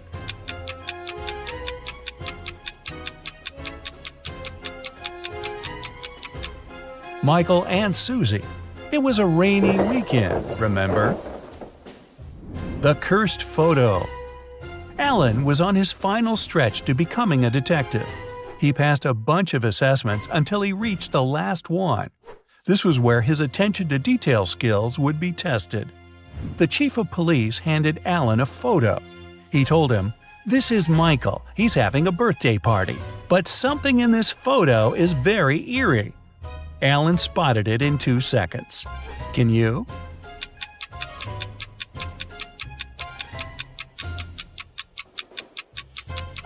There's a hand inside the blue balloon. Well, how did it get there? The right amount of water. Peter was the best problem solver in his class. One day, his chemistry teacher called him up to test his intelligence and inspire his peers. He gave Peter 3 glass jugs. None of them had any measuring markings on them, but just a label showing their maximum capacity. The first jug was filled with water up to the top, and the label read 8 liters. The second was empty, and its label showed 5 liters. The third was also empty, with a maximum capacity of 3 liters. The teacher told Peter to arrange the liquid so that only 2 liters remained in one glass jug without using any measuring tools. Peter figured out how to do it in 4 seconds.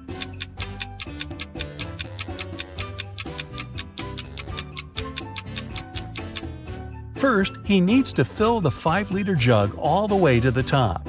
Then he needs to pour the water from the 5-liter jug into the 3-liter jar until it's full.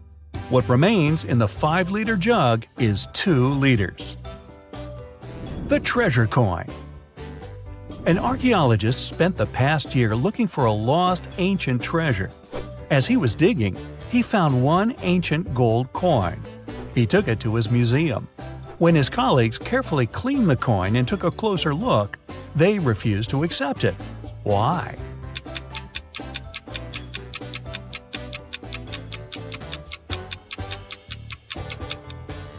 It reads 100 BCE on the back. Ancient people didn't know they lived in that era. Or did they? No, they didn't. A new ice cream parlor opens up in Matt's neighborhood. He goes there to check it out. It's pretty crowded because they offer one free ice cream serving to each customer. Matt meets a pretty lady named Kitty in the line. He falls in love with her right away, but unfortunately, she's already married.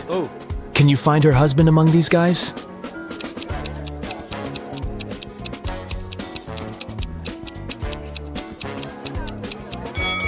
It's the second man. He's the only one who doesn't hold any ice cream.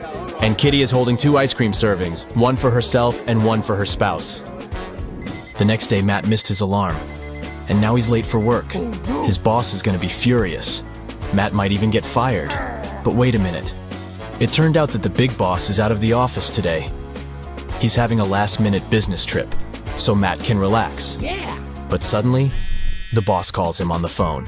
Hello. Where are you? You got 10 minutes to get to the office. Matt replies, I am in the subway right now. Well, I got something I need you to do for me. Call me when you're in the office. Matt is a pretty genius liar. How did he fool his boss?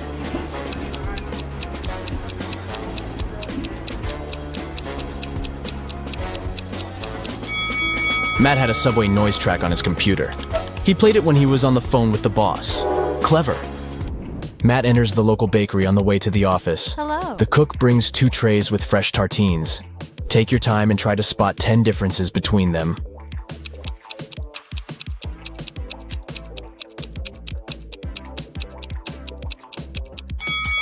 Ready to see the answer? Here they are.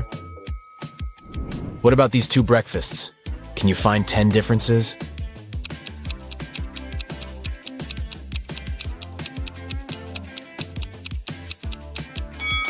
Over here. Matt arrives at the office. Oh no. Someone has changed the password on their corporate computer. It consists of 7 digits. Matt texts his coworker and asks about the new code. He receives the following reply. Can you help him figure out the code?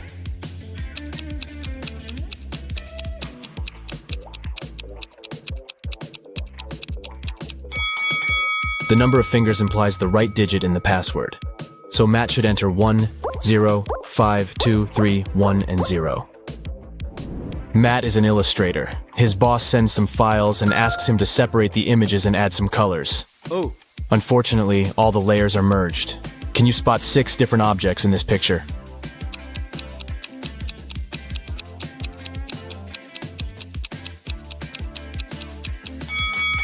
Here they are. What about this one? Can you spot 11 objects?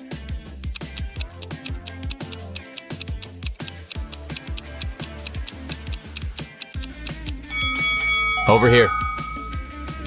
Matt's sister, Ashley, is getting married.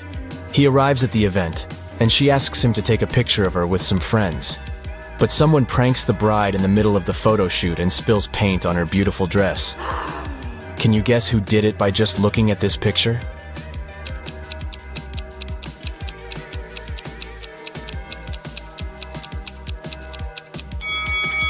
It's the man on the right. He has a rope in his hands, and it's tied to the bucket. Ashley changes and the wedding goes great. After the ceremony, they throw a party in a restaurant. This place is very popular among the newlyweds. Matt faces 3 brides in the lobby and spots the fake one right away. Hello. What about you?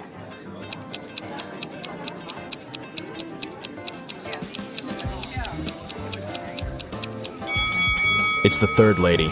She's wearing regular jeans and sneakers under her dress. And also, she's wearing a wig. She must be just trying on a costume. The wedding dinner begins, and the waiters serve the first course. But suddenly, the lights turn off for 15 seconds. When the power is back again, Matt finds out that his golden watch is gone. He questions 4 suspects. Karen says, I was eating the wedding cake when the light turned off. It was delicious. Nick says, I was talking on the phone with my grandpa.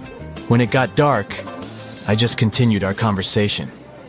David says, I was washing my hands in the bathroom. And Stella says, I was taking pictures of the food for my Instagram. The local cuisine is so fancy. Who's lying?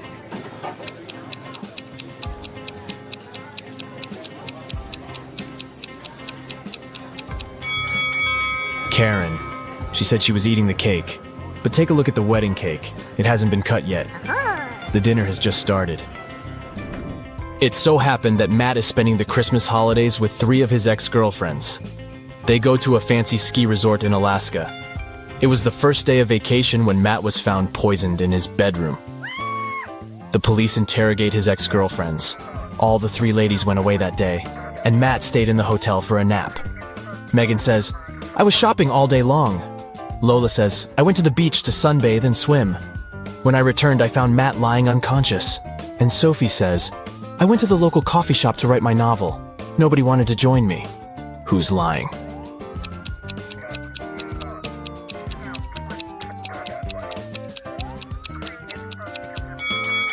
Lola, it's Christmas time, so it should be very cold in Alaska. She couldn't swim and sunbathe outdoors. Finally, Matt gets better and leaves the hospital. Yeah. He returns to the ski resort and takes a look at the mountains. What are they doing wrong?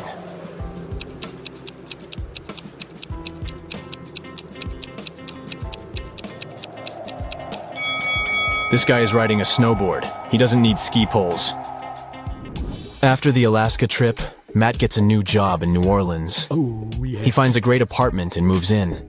3 neighbors knock on his door to greet the new neighbor. One of these ladies is a real witch. Can you spot who exactly?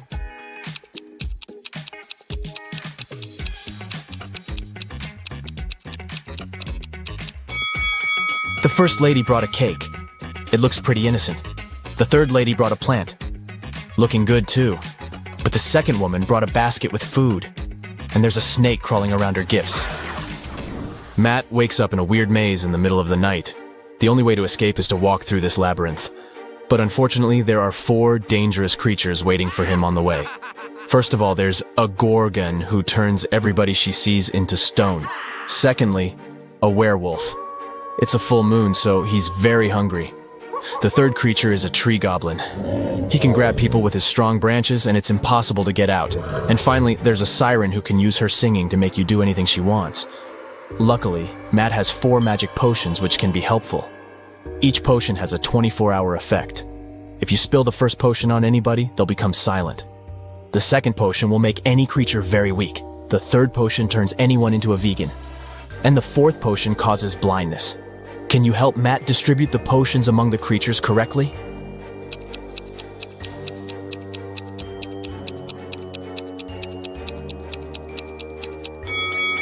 Matt should use the silence potion to neutralize the siren, use the blinding potion against the gorgon, turn the werewolf into a vegan, and weaken the tree goblin.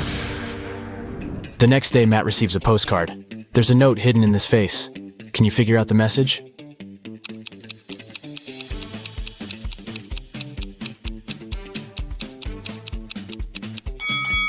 The features of this face form the word liar. Matt purchases a tour to see the sights of the state. He takes a nap on the train. After a while, he wakes up and sees that his tablet is missing. Matt interrogates 4 tourists nearby. Liam says, "Sorry, I was listening to the music and my eyes were closed. I don't know who did it." Willow says, "I think it was Ronald. He's very suspicious.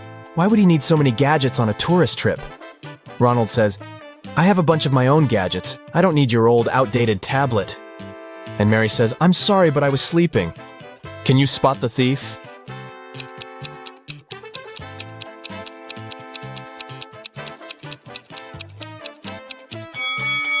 It was Mary. She hid Matt's tablet inside her magazine. Matt goes to the dining car.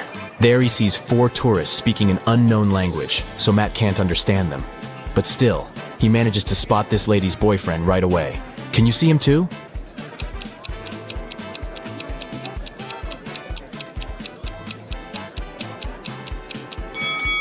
It's the second guy. They have similar tattoos on their necks. Matt wakes up locked in an abandoned house. He finds 3 doors, but only one of them leads to freedom, and he has only one chance to find it. Hungry tigers are waiting behind the first door. There's a big fire behind the second door, and a werewolf is hiding behind the third door. How can Matt escape?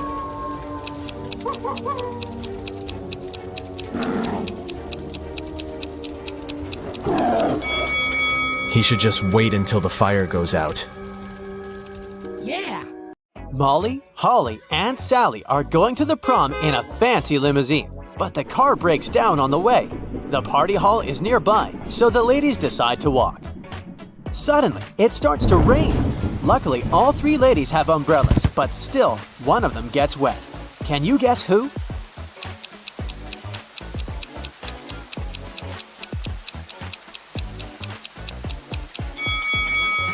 Holly. Her skirt is wider than the diameter of her umbrella. Finally, the ladies arrive at the prom. All of their friends look very elegant and fancy. Leah is wearing very expensive designer shoes. Bella carries a Chanel bag. Alice is taking selfies with the latest smartphone. And Kim is showing off a sparkling diamond necklace. But in fact, only one of them is wealthy. Can you guess who?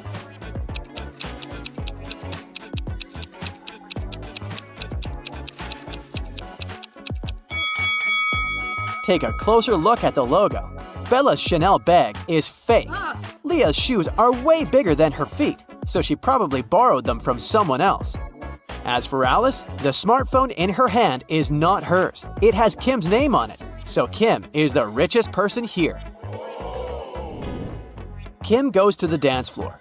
Bobby, Billy, and Kenny invite her to dance, but one of these guys was bitten by a vampire, so he's not safe to dance with. Can you guess who?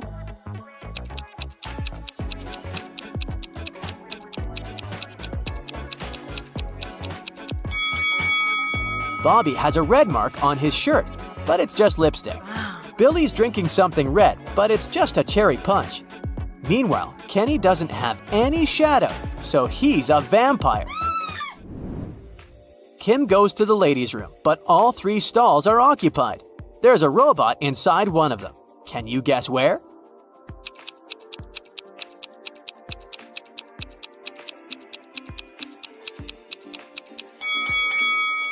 Let's take a look at the first lady's feet. Ouch! She's rubbed multiple corns with her fancy sandals. She can't be a robot. As for the third lady, her pedicure is too messy for a robot. Therefore, the robot is in the second stall.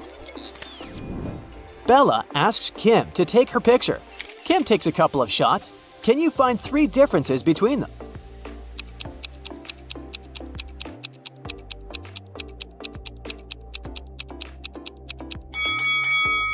Here they are. Kim goes back to the party and spots a runaway criminal among the guests. Can you see this person too?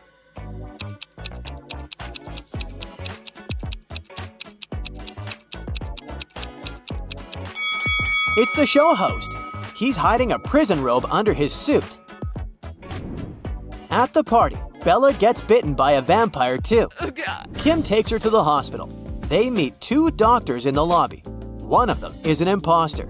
Can you guess who?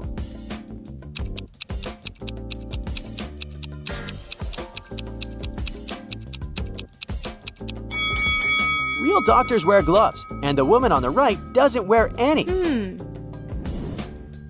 Bella gets into a hospital ward with 3 other people. One of them is not sick. Can you guess who?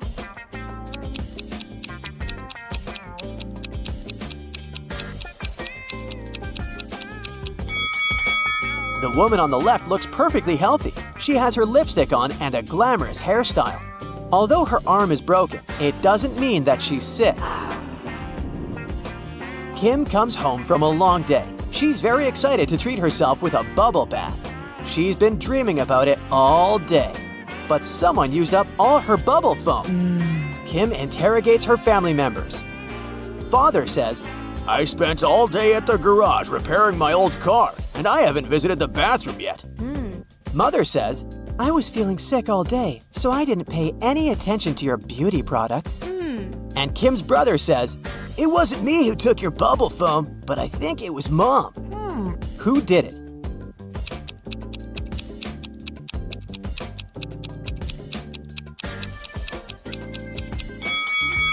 Take a closer look at Dad's beard. There's pieces of foam on it. Busted! The next night, Kim goes to a sleepover with her friends. One of them is a werewolf. Can you guess who?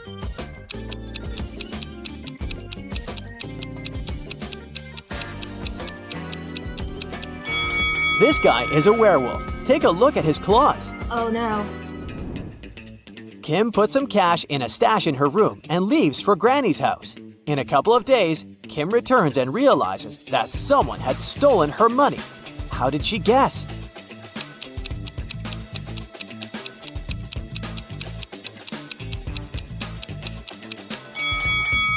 Kim's stash was in this book. It was on the shelf when she left, and now the book is gone. Oh God. Kim runs to the living room and yells at her family. Who stole my book? Everyone swears to have nothing to do with the robbery, but Kim spots the thief right away. What about you?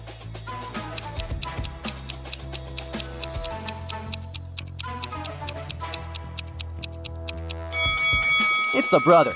He used the book as a stand for his PlayStation. Kim is watching a TV program about risky sports. Oh. Can you help her guess which guy has a better chance of survival? Oh God.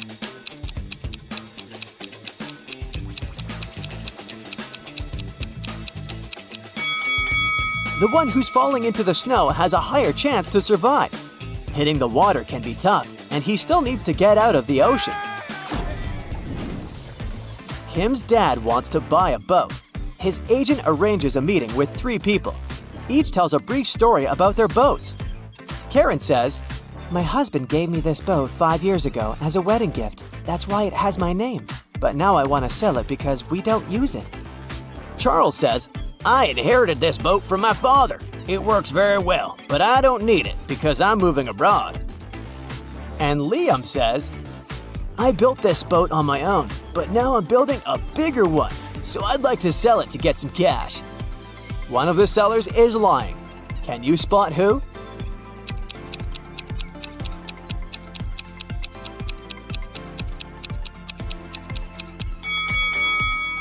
Take a closer look at the first boat. Its name is Karma, not Karen. Therefore, she's a liar. Oh. Kim goes to the nearby hardware store to buy something for her home. Kim asks, "How much for the one?" The shopkeeper replies, It's $2. Then Kim asks, "How much for 11?" The shopkeeper replies, It's $4. and finally, Kim asks, How much for 100? and the shopkeeper replies, $6. "What is Kim buying?"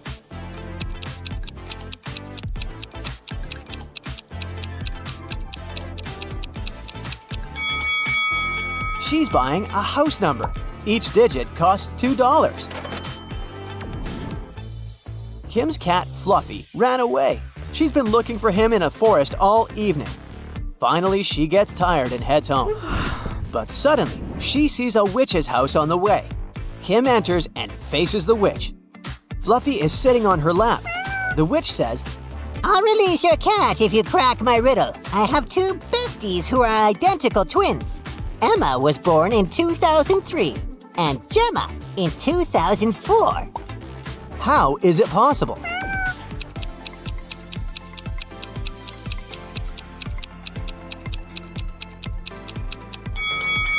They're twins, but they were born on New Year's Eve. Emma was born right before midnight and Gemma right after midnight. Duh. The next day, Kim meets a handsome guy who likes puzzles. She asks his name, but instead of answering directly, the guy writes a date on a piece of paper. Can you help Kim figure out his name?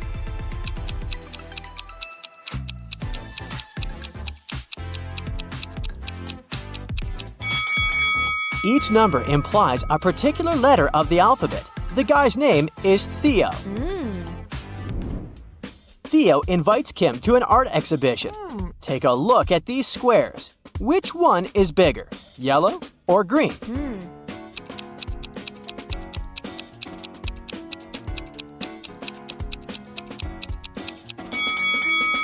All these black and white squares usually confuse perception, but it becomes obvious that the green square is larger than the yellow one if we put them away. Kim asks Theo, "What month were you born?" He replies with 4 emojis. Can you guess the month?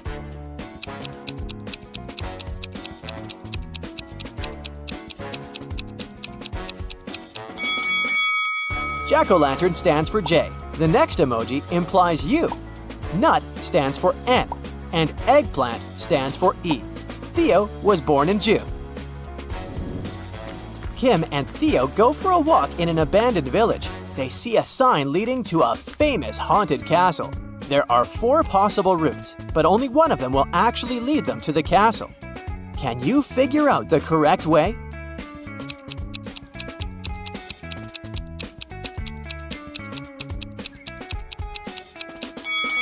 It's way easier to untangle this maze if you start drawing from the final destination.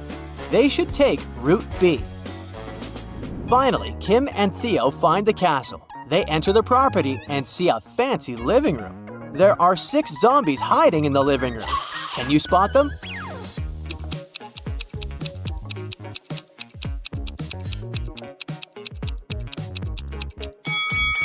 Hello! The guys run away from the zombies and hide in the basement. They wander around and see 3 doors. Suddenly, the basement begins to get filled with water. Kim and Theo have to choose a door quickly to escape. But each door has a surprise. There's a tank with a family of sharks behind the first door. There's a deep hole with sharp venomous corals behind the second door. And there's a tank with piranhas behind the third door. Which door is more or less safe?